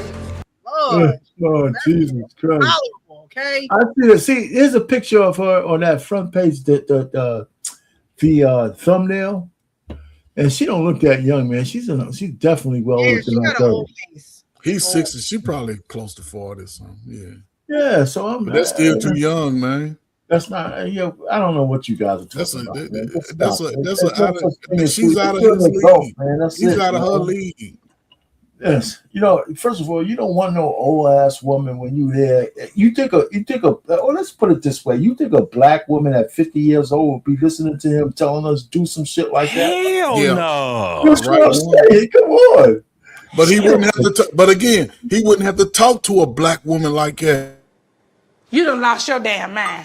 When you get your damn mind, you call me. He would have got it. That's exactly what he would have got. That's exactly what he would have got. You out of She would order. have stormed out that damn door. You out of order. That's exactly. And you better hope she still didn't have some more to say, because she coming back in that door. And let me tell you another thing. I cut your other foot off. I cut your other foot off. Yeah, shit been going off on him. Come on, man. You only got 3 more Christmases left, and you out here talking crazy to me. You got a 3. Out here limping around like a damn pirate. But She would have went off on him. She no, but the sister. You want this food? Here. go get it. Nah, but see, Fetch y'all it, wrong dog. because the one thing a sister would have did, which I would appreciate it, she'd have been talking all that shit while she was getting your ass a napkin. Oh, man. She'd have got the napkin. Yeah, she would have got the napkin. She would have got the napkin. spoon. Yeah, but you're right. She would have had it together already. think She'd have y'all been right. like, I think y'all right. She has, and especially if she was in her 40s or something like that, her hospitality would have been a lot better. So it would have been more. He wouldn't have been doing nothing. Move out the way, boy. right, I'm cooking, I'm doing everything. I'm tired of hearing that damn peg leg keep hitting the damn. She be in the refrigerator and shit. She looked like she used to be on the beach in her little teeny weeny little bikini, you know, with her breasts and her booty out. Yeah. She used to going back and forth in nobody's kitchen looking for spoons. He was working her. That's why she shouldn't ain't be never that worked that person. hard. She ain't never worked that hard. First of all, she's used to little bitty apartments. His whole kitchen is bigger than her apartment. It's too much room to room around. No, she looked like she's a career. She shouldn't be in there. Listen, Like she's a nah, career listen, down man. from man to A man. sister, but a real sister Yeah. would have been cooking the food for that. They'd have set it up because they like to show off in those moments. He'd have been sitting over there with his foot, with his dub kicked up on the mouthpiece talking. Most grown women would have cooked that chili for that little dude to be. He was walking around like, what? Am I in the interview? It's very much appreciated. Like, They interviewing. I can't be in the picture. She probably couldn't boil water. That's why she's there for a good time. That ain't his woman. I'm telling you, like she's not the one that you just be like, you're moving too slow. Like, no. Yeah. I'm trying. This money ain't even worth it. Right, this money ain't even worth it. I just go back and get that rookie I was messing around with. Just want to be on the beach chilling. Right, I'll be somebody's side piece. Forget it. Being a real woman is too hard. Got too many demands. I can't do this. Yeah. He telling me get napkins. They arguing in their sleep about getting napkins. And Right. shit. She was up under her brother, like, I know why his wife left him now. I understand now. She gonna call the wife up and be like, I feel for you, sister. Like, good move. If you need someone to speak on your behalf, you call me. Here, take my number. He is a person. He's a lot. Y'all gotta admit that man. No, he's not. I wish there was more black daddies like him. I wish there was more like him. Yeah, because you still have. I wish there was more like him. Being a husband, yes, he is someone who is able to inspire his boys and work his boys and He's a good husband too. That okay, well, And this is why I say, right, because it's in sickness and in health, right? We goddamn both sick around here, goddamn, and I'm gonna be. Me and my wife had these type of conversations, like her ass go down, damn. Well, I'm not just gonna be like, oh, I'm not in the YouTube streets running around. Man, I'm gonna have to dedicate getting her to move with me. I need her to move with me. She would have that two men in a truck outside of her where she's staying at, and they be like, "What that truck doing here?" Because I'm coming to get my wife. Yeah, I'm be limping up to her. Limping up to her. All right, anime. Get your ass on back home, anime. Please meet me halfway. Coming up this damn driveway is too far. I need you to come back home. That's the question. You think they're going to get back together, you guys? Man, I think that that's a possibility. I think it's a possibility for them to do it. The sons just need to stay out of it. But people seem to forget. Remember, with that little tennis shoe brand, they fell out. He fell out with his pops. You see what I'm saying? So they could be a role on why he spoke out or what, because you haven't heard anything from the other two brothers. Them little beige ass niggas, they don't matter when it come down to him and his wife. Forsake all others. That means kids too, goddammit. Yeah, forsake all that shit. Like my father told me, he told me, That's my wife. And all I said was, dang. I didn't even say nothing real bad. It was under my breath. What you say to my wife? You got to whoop your ass. That's what he was saying. Like, she's gone. She is gone. She can be gone though. This gonna be tough.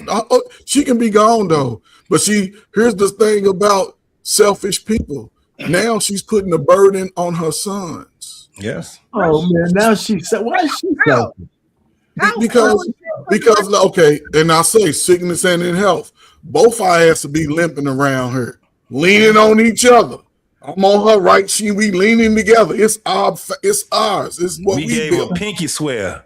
We gave an oath, a vow, and a pinky swear. So Precious, she if he moved out, they put her up, right? Because I'm sure they paying for everything. But now, no, she got money. That okay, got so a lot of money. So let's say she got her money, right? But their responsibility now is going to be making her a priority when she could be with her old ass husband cussing his old bald ass out. They will make her a priority, period. That's their mother. Period. Yeah, but they gotta live their own lives though. Mother comes second when you find a wife. They don't have mama to be go be 24/7, man. When they find a wife, mama gotta be second because that's his wife, not his mama. And what year you talking about? What era I mean, you talking about? You right. Everybody just out here munching and hunching. They munching first instead of hunching. See, you don't have to ever categorize your mama or categorize your wife. It's already there. It's just the things that people don't understand. That shit is organic, bro. Yeah. You ain't never got to do that. My mama is my mama. Yes. Would you say your mama? Would you say me? Don't you ever ask me a question like that again. Now, since you asked that question, my mama. I would be offended if somebody would even ask that. My mother is my mother. That is, you know what I'm saying? She's responsible for me being on this earth. So the thing I have to deal with is a double-edged sword. There, it's not a double-edged sword. No, it's not a double-edged sword. I think I would have a different. Listen, if I was married and I had to come up with that, I'm choosing my wife. See? So this is the thing: choosing her for what, though? What circumstance? You set the scenario, right? No. What circumstance are you saying you choosing? I thought you was talking about your wife and your mom. So this is not it's not a mother or a wife. I said I got both. My mother is my mother and my wife is my wife. Yeah, okay. This ain't got nothing to do about who's gonna be sitting in the front fucking seat. That's not how this goes. I didn't say that, but I'm saying, didn't you just say that you're gonna say I'm gonna choose my mother from who? No, I said if I was asked that question. Well, who asked you the question? My wife. Oh, I said, okay, so that's what I'm saying. I would choose my wife. Yeah. No, I wouldn't. If she asked me that fucking question, no, I won't. Think about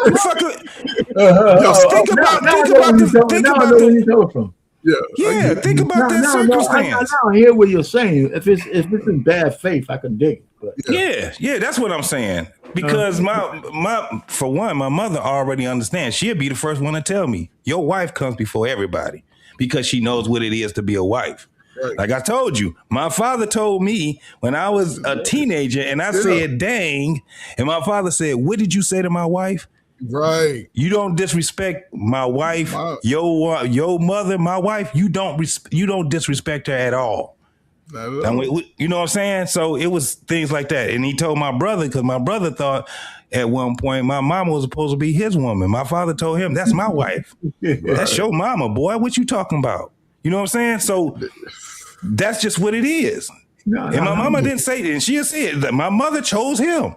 She would tell any one of us, that's my husband. I don't give a damn what he said. Now, whatever they do behind closed doors when they discussing shit, that's between them. But at the end of the day, they got each other's back. Yeah. Yes. We got another video somewhere? On to the last video of the new or not the new, but what's his man name? Shay. Shannon Sharp. Yeah. What do you do now? What do you do now? Girls from Lex and Drea from Poor Minds. I don't know if you guys have watched They're a mess. Some of their podcasts, but Yeah. So it starts off the hook, and then they go into this conversation of two smart people can't fall in love. Oh, this is gonna be good. Oh yeah, this 500cc. Now this conversation in the beginning is like, who y'all be around and they buying y'all titties? 455, 500cc. But other than that, Everything else. they I'm mad that you know the measurement. You done seen some CCs. You've been around the block. Yeah, let's get on 450, get you a little medium size, but 5 y'all depends on how tall y'all. You ever bought a woman some crazy? I haven't. You haven't? I have. You see how they both was like, you haven't? But they ask him, like if he's ever bought a woman a set of breasts. Shannon need to stop. The fried kind in a box. You need to stop. The bro lying like look how serious they are answering that stupid Right, question. like, because they know he lying. Like that's the entry gift. He lying. Why not? See, you're not living right. You need a good weekend where you just turn it up. Yeah. He And buy some- $20 million. How much it cost? They might probably right now it'll run you about $8,000. Yeah. They done gone down. That ain't They done gone bad. I down. mine, they was like 45, 5,000. But I mean, but you. What if I'm fattening a frog for another snake to eat? What? Well, I think that once you spend it, you shouldn't worry He's so country. about it. That is a country thing. And to it's say a good right there. time, and you don't know what you're going to get in return. I'm gonna get something in return, but if we break up and then somebody else fondle them. Yeah, that's the risk you take. No, I'm worried about. I'm worried about the wrong thing. You worried about the wrong thing. Okay. It's I'm going about it all backwards. You going about it backwards. Live in the No, moment, yeah. Shannon. That's I about know falling exactly in how to play love. the I game. fall in What love we 6 talking times a year. It's a ball. You fall in love. Now, before we keep going, Drea, the one with the halter top on, a man bought her a Range Rover. She never gave him any. He bought her a Range Rover, paid for it outright, and they had this conversation. Maybe we'll go over that next week. But they had a conversation of, well, he bought it for me, and even if I didn't do anything or didn't like him like that, I'm still gonna receive the gift.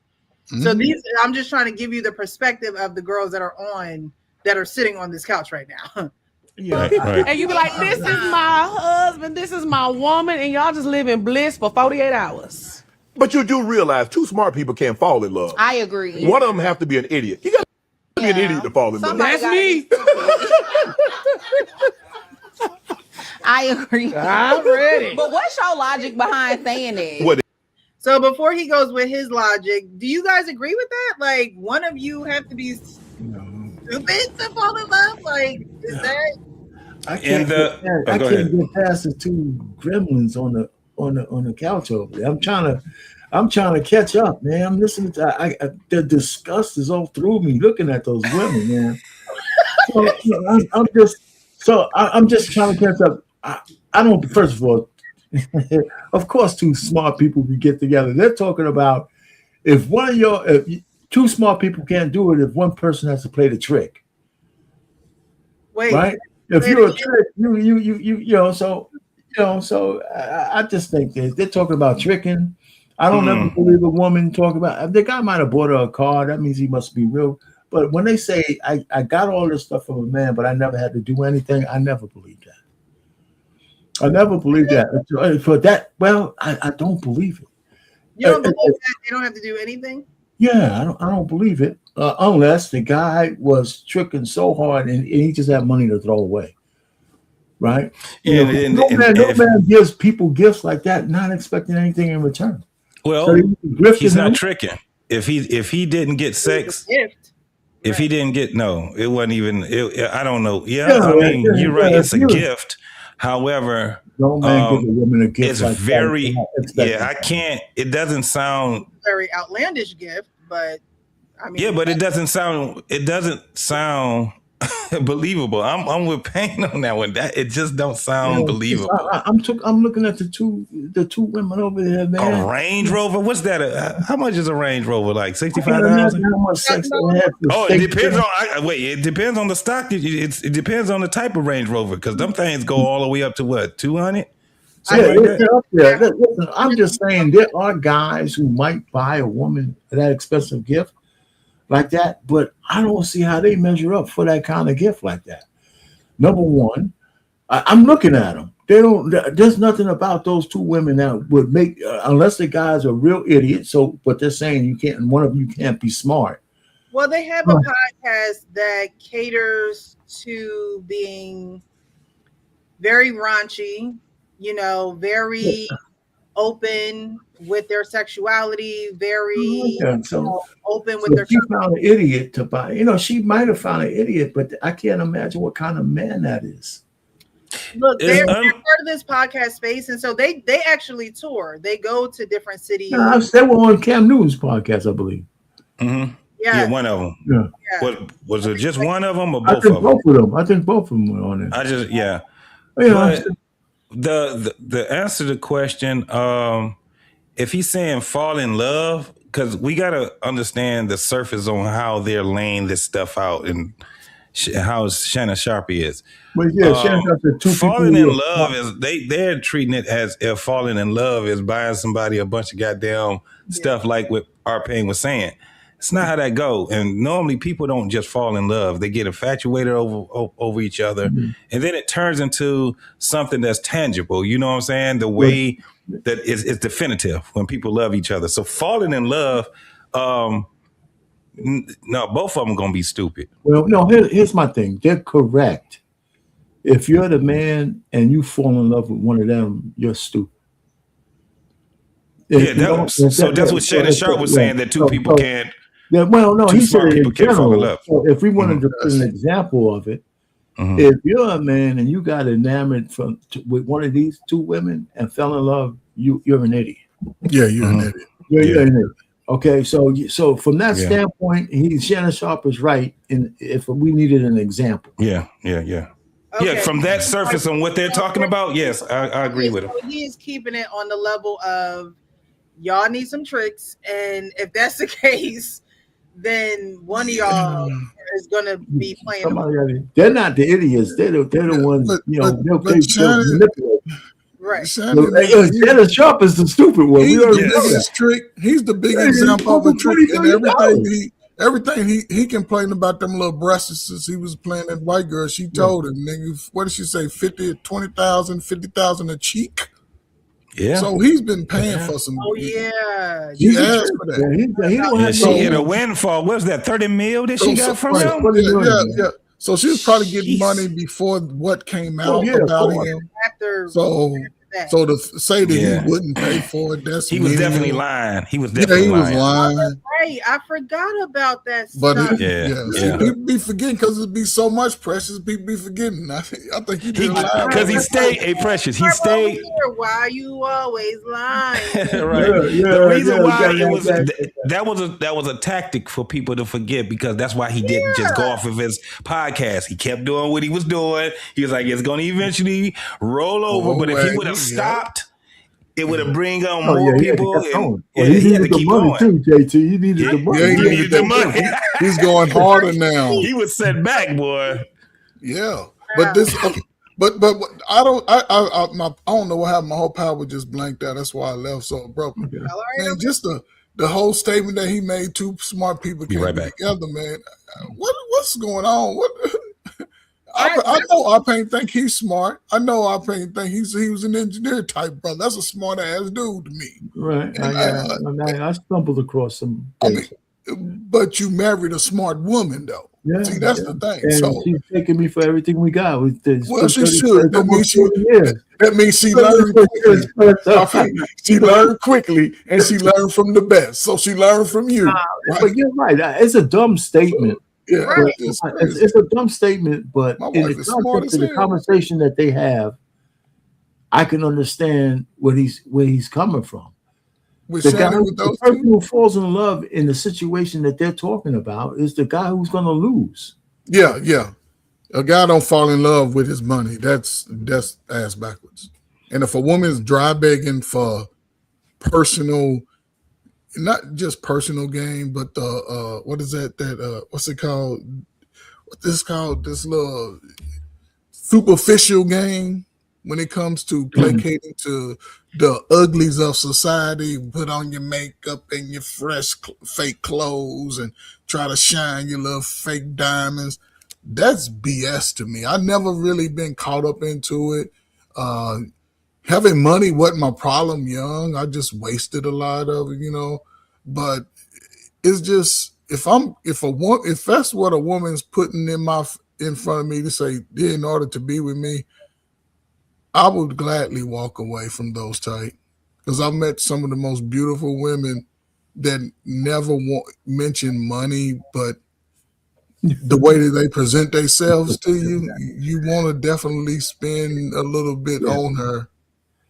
But yeah, if a pimp marry, he would be considered stupid. He would be. Especially he marry his bottom chick, his bottom bitch. Yeah, he marry any of them. Anybody. I mean, that's who you would probably pick, of course. I mean, listen, but she been. All I'm just trying to say is, like I said before last week, you got to recognize that some women ain't for everybody. Facts. And you could get caught up in that. If they look at you, you look at them, and they say, well, this guy's he's the kind of sucker we could put on a string. I could see one of them, enamoring himself to a guy till they suck him dry, and then it's done. When I say suck him dry, for what his resources are. I wholeheartedly understand what I don't have that bone in my body. Like, well, you ain't one of them, Precious. I know, but it's like it's weird how maybe I don't run in them type of circles either. So is it? Other women that are hyping you up, like, girl, go get his money. Yeah, you know what it is, Precious. The whole social media is like that. Yeah. There's a million Sherar Sevens out there. You go on TikTok, I go on TikTok every so often, but I don't stay there. But if you just go and scroll through some of the women, put some titles in there, I mean, you get sick to the stomach with a lot of these women think about men, and it's crazy. It's absolutely, and in reverse doesn't happen on TikTok, because men get kicked off of TikTok for saying anything like manosphere stuff, really, any hardcore stuff. So Shannon Sharpe is right. So the girls agree with him, right? He says two smart people can't fall in love, right? Did they agree with him? Yeah, she said one. That she said, like, two smart people. Yeah. Because you understand what comes along with love. Love hurts. It does. Yeah, it's a risk. Love is the only thing that will kill you, but to keep you alive to feel the pain. I don't know if anybody's ever been in love that's going to be watching this, but if you've been in love and you poured everything into it, you know how hard it is when you work for something that doesn't work out. Yeah. I mean, are you dead? Did you die? But did you die? Just imagine pouring your heart, everything, 2, 5 years, 10 years. And then the party says, I no longer want to be a part of it. Now, breaking up is easy. Yeah. As long as you're the one doing the breaking up. It's a debilitating feeling. Yeah, absolutely. So I 100% understand what you're saying. Like, and if you go through that once, you don't want to necessarily go through it again. So you be a little bit more guarded the second time. Like, the next person isn't going to get you the same way that the first person did. And that's unfair to them. Right. Because you need to heal because sometimes you'll do, you'll cut on the person, you'll bleed on the person that didn't cut you in the first place. Yeah. Because what the trauma that you haven't healed from, and then that person, you're taking out what that last person did, you're taking it on this person, and they mean you the best. Well, I just look at it differently, because I feel like love is so beautiful. And I look at love like any type of way, like how I love my friends, my family, a romantic relationship. So I feel like, yes, the pain of like a breakup or losing somebody does hurt, but it doesn't trump the feeling of being in love. Okay. It doesn't, because no matter what, when you love somebody, you're going to experience loss. We all got to pass away one day. Yes, true. You know what I'm saying? So I'm not going to not love because I have a fear of you dying or I have a fear of you leaving. Life happens. Shit happens. Right. Yeah. I'm not going to stop loving. Loving feels good. I love to love people. You love to love. I love it. Yeah. And like I said, not always romantically, but I love loving on my friends. I love being surrounded by love. it's just a good feeling. Yeah. And she got me thinking about Donna Summers right now. Yeah, he said the wrong story. Two dumb people can't be together. Two dumb people can't be together. Shannon Sharp is an idiot, right? So because he fell in love with a chick for 5 minutes and she cost him $20 million. What are you talking about? Right. Most people, he fell in love with a 10-year-old. I mean, I guess she was 20 or whatever the hell it is. Now he didn't fall in love. He just tricked so hard that he lost himself. No, he messed the game up. He fucked the game up. $20 million. So I don't know anybody who fell in love. I shouldn't say when divorced, but love don't hurt most people like that. No, it don't. No, most people don't get hurt for $20 million like that. And he wasn't even in love. He was just tricking. Shannon Sharp talked about the trauma of black girls calling him black and ugly when he was in middle school. He been carrying all of that. He been always talked about that. But again, he had a stutter. He had the stutter. He had the whole. Has he ever truly been in love? Right? I don't think he felt love for himself. What I heard when I heard him speak. Because again, the reason why I say this, right? Because he presented himself as a macho guy in a sense, right? But then you let the weakest, not that it was a woman, but you let a little bitty young white girl almost ruin your life. You know what I'm saying? So if she's a black girl, I mean, but what I'm saying is, what if you truly don't love yourself because you've always been in a professional setting most of your life, right? And the fact that you're still playing games where young people can use you, and you tricking. We talk about tricking. Listen. These guys watch YouTube podcasts. Right. They talking about simping every up and down the East Coast, West Coast, South Coast, right? And the fact that you're doing exactly what everybody it just doesn't make sense. It's very contradictory when you have, for one, it irritates me. It irritates me when him and what's the quarterback name? Cam Newton. Cam Newton, right? So they're trying to have these serious conversations with women that doesn't even fall in that capacity, right? So he out here trying to talk about when you really fall in love with somebody, right after they're just talking about men that they never gave sex to, buying them expensive cars and paying for Legos for their titties and stuff, right? Stuff like that. So it irritates me because I'm like, I see what y'all trying to do. I see what they're trying to do. They get these folks so they can get the views and they can hit that meal or whatever it is that they're trying to do. But they're using their platform to actually have dumb conversations, because the conversations can never go anywhere because of the people that they're having the conversations with. And it's weird that I see these guys doing this. And these are supposed to be guys that at one point people actually looked at them, right? They were up here. And I said, dang, one of the things I looked at, podcasts are starting to expose people to who they really are, right? The people that you actually, you guys ever heard of that? It's not good to meet your hero type of thing. Like you meet somebody, you see them from afar. That's why they call them stars. You know what I'm saying? But once they start coming down here and they start being in the mix with the rest of the people, we start to see who they are, and now the respect is just not there. It's like the weaknesses are exposed. They will disappoint you. I mean, I have to say, Shannon Sharp is a strange bird. Because half the stuff we say, based on what we know about him, you really can't take him seriously at all. You really can't, especially when it comes to relationships. I mean, how do you get over? And just one chick that took the $20 million is not the end of it. Fact. Yeah. He's got other things, So I'm sitting down here, and like I said, you could applaud his success on social media. And these two women are a good interview based on the kind of people who want to hear this kind of stuff. Mm-hmm. But it's so hard. It's so hard when the only people we hear talking about relationship people, it's like people who are not in relationships or just don't take them seriously. Yeah. Mm-hmm. And they get more airtime than everybody else. Facts. And you know, these, like I said, these two women and Shannon Sharp. I'm not just talking about them. He's not the guy that I would take relationship advice from, ever. No. I wouldn't even want my son. You know, so I'm just saying. And then when I see the two ratchet tangs, I'm just saying. Yeah, they are pretty women. Baby, no. Don't be precious. Cut it out. Yeah, don't do it. I see what you just did. They might be pretty women, and the old rich Payne might, you know, with the lights and the right things, I might go in. But that's back then.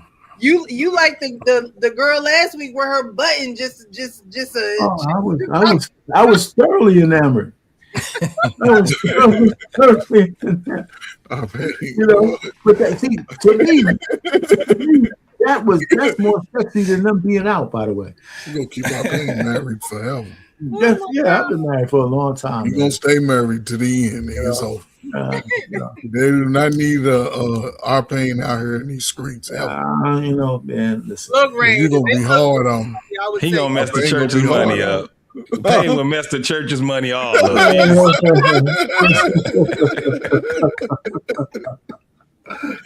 You know, dude. Payne, look, he'll find out. He be like, it's only $40. Baby, like, it's only $40. Why was they saying it was so expensive? It's only $40. Why is they buying all this stuff for them? I got it for $40. Man, listen, first of all, I don't understand. I just don't understand a guy who could buy, $100,000 something for any woman. Yeah, that's true. You know, without any kind of reciprocation. And even with that, that's triggering. But I know that there's guys out there who do that kind of stuff. Yeah. Yeah. You know, there are guys out there who do that kind of stuff. And I think they're idiots. But they got money to burn. Yeah. Those guys that are making millions. Got money to burn. You would see a lot of them. You would see a lot of them. But this is the thing: the reason why you don't hear about the guys that actually ignore those type of women is because they're silent with it. They're not, you know what I'm saying? It's a different type of, you know, they just ignore those type of women. You know what I'm saying? However, you'd be amazed at the men, and that's why I said it's not believable that the dude bought her a car. He didn't get nothing from it. It's not believable. However, there's a possibility because you got some guys that are just, you know, they'll just pay for your time. Yeah, they'll pay for it too. And that's even sadder. Yeah, man. But that's that ball game you play in when you that's the trick of the game though. For real, it's been happening for hundreds of there's no doubt about it. Thousands of years, you know. So normally it came from you can understand older guys. But don't be a 25, 22-year-old millionaire and you doing that. Well, I'm talking about the guys that's in that, you know, in that range, age group. In that age group. Let me tell you, they're getting something for that. I can understand a Shannon Sharp. I can understand a Shannon Sharp. I can't understand like a LeVar, or not LeVar, but what's his name, Lamar or LaMelo. Yeah, any of them. I wouldn't be able to understand those guys. They're getting something in return for that, though. They're getting something in return. Yeah, I don't know the young guy that bought her this car. I feel like this might have been. There had to be some old dude. But think that it would be an older guy. Yeah, not no young dudes. Listen, all they have to do is just be somebody that's worth something. They ain't got to show no money, but they're doing it. They're flashing money. You like, dude, they know who you are. Right. They know just who on you that are. right there. Right. You know what I'm saying? It's like, why buy are you some doing ribs. this? What you want? Some ribs? Some ribs. You want some ribs? Loaded mac and cheese. You want the wings with the extra mild sauce on it? You put me in your phone as food. That's I'm cool with it. That's all it is. It was a thing that I reposted. A guy was like, "Hey fellas, you want to know how easy it is to make your girl happy?" And he was like, "Hey babe, you want to make some s'mores? You want me to go get some marshmallows?" And she was like, "Yes!" Oh my gosh! That is the best. You know what I mean? Yeah, man. Go down women, they don't need $100,000 car. Just some good quality time. Like, you know what I mean? Yeah. Let's get some wings. Let's get something. You know, it don't have to be this grandiose, you know, type of situation to say for what? For you to say that a man bought you because she traded it in and got another one, and now supposedly she's on her third one. You know what I mean? So you're gonna need a car. Like, why speak on it if there really it really does make it look like tricking when you speak about it the way that you speak about it. Yeah. Again, I couldn't do it. And just nobody got to know who got you that car. You just cars and a new car. But cars and houses that's crazy. This is my thing though, Precious. All I'm thinking about, I ain't even thinking about the damn car. I'm thinking about, what if this girl get into a damn accident? She's liable. I mean, she needed. She got insurance. If she couldn't afford to get the car, she may not be able to afford to get the insurance on that damn car. I think it wouldn't count for her unless the car was in her name, but that's for sure. Yeah, You know? I mean, they do this, and this is why you have so many guys that's having money problems afterwards, right? They done bought cars and walked away from them. They done, you know what I'm saying? They do stuff and not even understanding, you know. No, you're right, JT, but the guys who money will run out like that, they ain't giving a woman a car if they ain't getting nothing in return. A guy who could give a woman a car and don't ask for nothing in return got money to burn. Yeah, until they don't. These be basketball players and rappers, and that shit don't last long. Once your damn rap career is over with in 2 weeks, the money ain't the same. Most of those guys ain't giving women money without asking for something in return. I mean, that's a big deal. The man who's just giving shit to a woman and not expecting something in return is the basketball players are getting theirs, man. They're spending money. You don't think they? Man, I don't know. These girls are out here. They're passing the same girls around each other in the circle. How many basketball players we know gave a baby to a guy when another basketball player gave her a baby first, or a football player? They're passing them around. Maybe be a millionaire. Yeah, you know, I mean, the women are making a life. Like Drea Michelle, for example, spaced her whole career on having a baby by guys 20 years apart.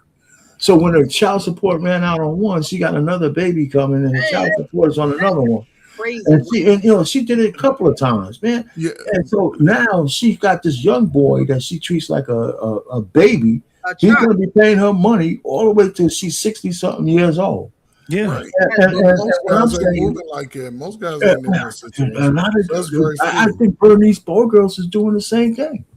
There's very few though. Yeah. There's enough of them. The guys, the entertainers and the rappers and all of them, they're passing the same women around, and them women are cashing checks. And then we seeing how that happens though. When they get older, the money ain't the same. And now they out here filing for damn motions I'm not to disagreeing get with that. a modification in child support. Yeah, I'm not disagreeing with that, but I'm just saying those guys went for the goodies though. It's not like they didn't just give it to these women. Yeah, but man, listen. I like see you a said, big difference. I see a big difference. Yeah, but this is why I said that you would think it would be older guys because they're probably a little more stable when it comes down to it. They know what they're doing. But when you have these young cats, especially if they just got into some money like that, you know what I'm saying? Think about this. When they was in to these women without getting something in return. That's the point. That's why they give you some box and a baby out of it. They give a son that they gotta pay for. That's the point I'm making. She said she got this out of the guy and she didn't have to do anything. She probably gave him some coochie. I mean, she could give up some coochie like that ain't nothing. She could be lying, but she said she didn't even have to do that. But yeah, of course they. So that's why I said it's not believable that part, but still, coochie ain't. It's like the market has plummeted. That shit plummeted. Shit value. The value is zero. You're right. Yeah, but we keep saying that. $40. We keep saying that. But there's women still, making a bag off of dudes, man. Right, and at the same time of making a bag off those dudes, they putting cases on these cats too. Yeah. If it's not a child support case, it's a DV case. If it's not a DV case, it's a damn sexual harassment case. They're still paying premium dollars for that because the chicks that doing it for 40 in the front and 20 in the back are not the same chicks we're talking about. They're absolutely the same chicks. They're the same chicks. They're the same chicks. Let me tell you why I say that. Let me tell you why I say that. Let me tell you why I say that. Chris Brown ain't got to pay a chick to do shit. In fact, they're paying him. And I'm not just saying Chris Brown, the person. There's a lot of Chris Browns that's in there. They may not be making the millions and millions of dollars of him, but women like how they look. They like how they're structured. And they deal with these guys and they got money. They probably just ain't got the Chris Brown money, but these dudes is not paying these girls shit. Nope. They're not paying them. Then you got the other set of dudes that are paying them. These girls are out here.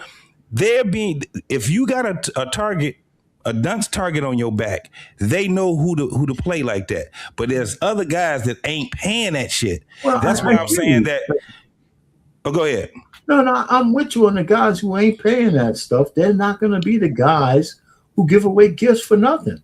And normally those guys that's doing that will be not the basketball players, but the basketball player coaches, the referees. These are the people that's the commentators. What's that one dude, Skip? Wasn't Skip doing that shit, Pan? And he was a trick. You got it. So we understand why those dudes do it because they're older and they know that's what it is. But when you got cats that's out here that's in the game, they ain't even got to be a star player. All they got to do is be on the team. Yep. Yeah, red shirt. No, I'm not arguing that.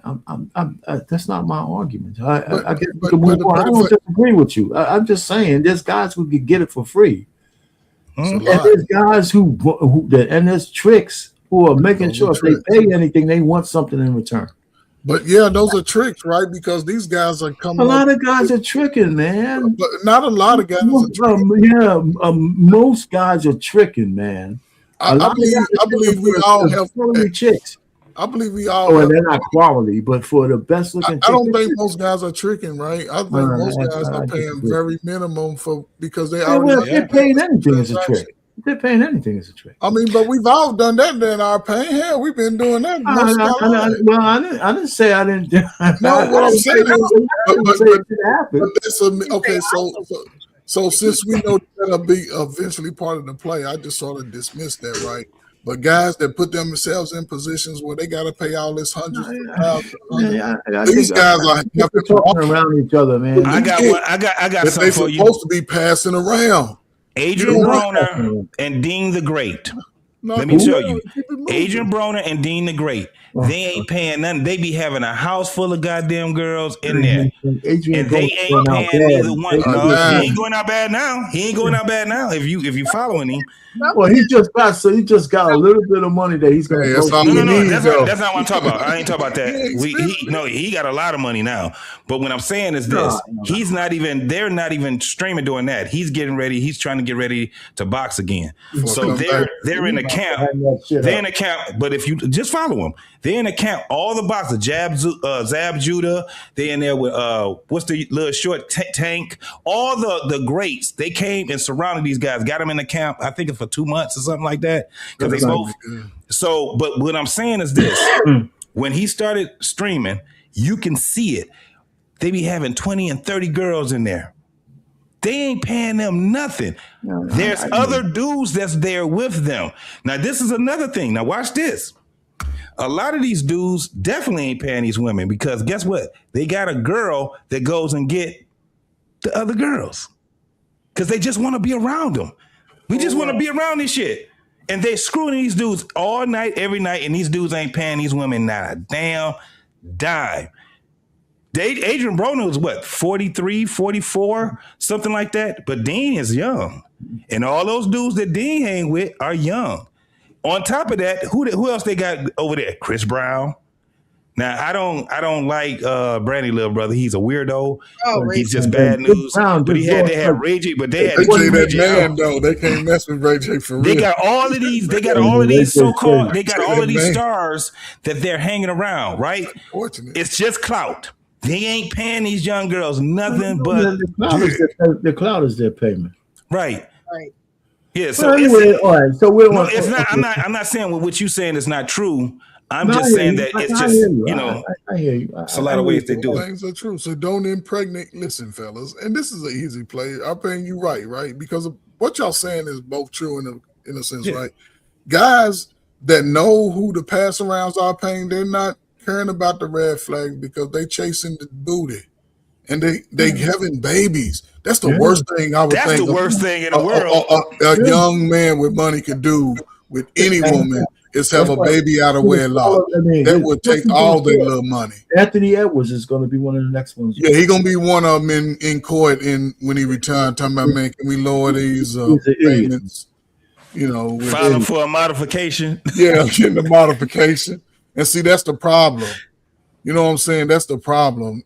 So we'll see what the future holds with guys. But I do believe most, even people, especially since they've been getting NIL money, most young men are moving a little bit more responsible. They're not slanging it like you and me and JT in our time was slanging it. I didn't have no money to sling it. I'm just saying, man. Well, that's a big delineation, but you can see the delineation now. They changed because you got two sets in the same. You got two sets of people. Yeah. That's in the same direction. You got the ones that's really, really doing it, and then you got the ones that ain't doing it. So you can really see a big difference in it now. Yep. You know what I'm saying? So, yeah. Well, there you go. So, okay, what's going on, Precious? We're done with the videos. Look, we here for a short time. That's right. It's always good to be up here. So it's always a pleasure hanging with you guys, learning new things. Sometimes being surprised. Sometimes, not agreeing.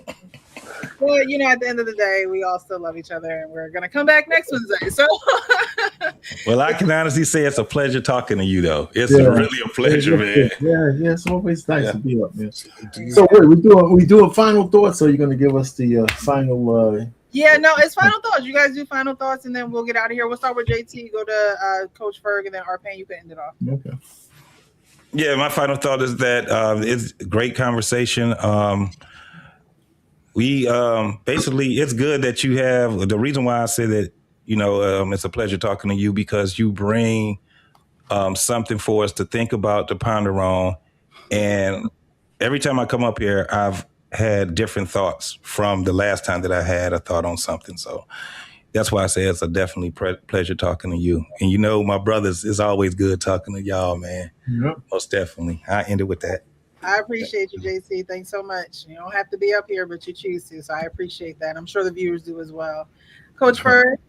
No, I mean, as always, JT said, man, it's a interesting Wednesday when I come up here. I look forward to the times. I'm checking. I'm like, man, where's the link at? I'm reaching out to you, but no, I think it's a good perspective, coming from yourself sometime because you are who you are, and that's the beauty of who you are because you live your own truth in your own story, and you're not afraid of that. So that's unique in itself. But listen, Precious, man, listen. I don't want to be on these podcasts with you for the next 5 years. Now you better weed through that. Our pain will help you find. JT will definitely help you find that one that can get you off the streets. Well, look, when I disappear, you'll know. Yeah. Listen, you ain't gotta disappear, but just let us know when you get out. Just let us know. I might want to pull up. I might want to pull up and dance a two-step or something, get some cake or something. Yeah, right. Not only that, Coach Ferg. Right?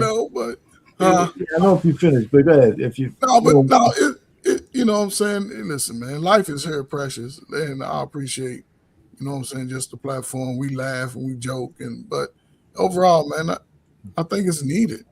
Conversations are needed because with people like Shannon speaking fear and and the women's is teaching scam that shit.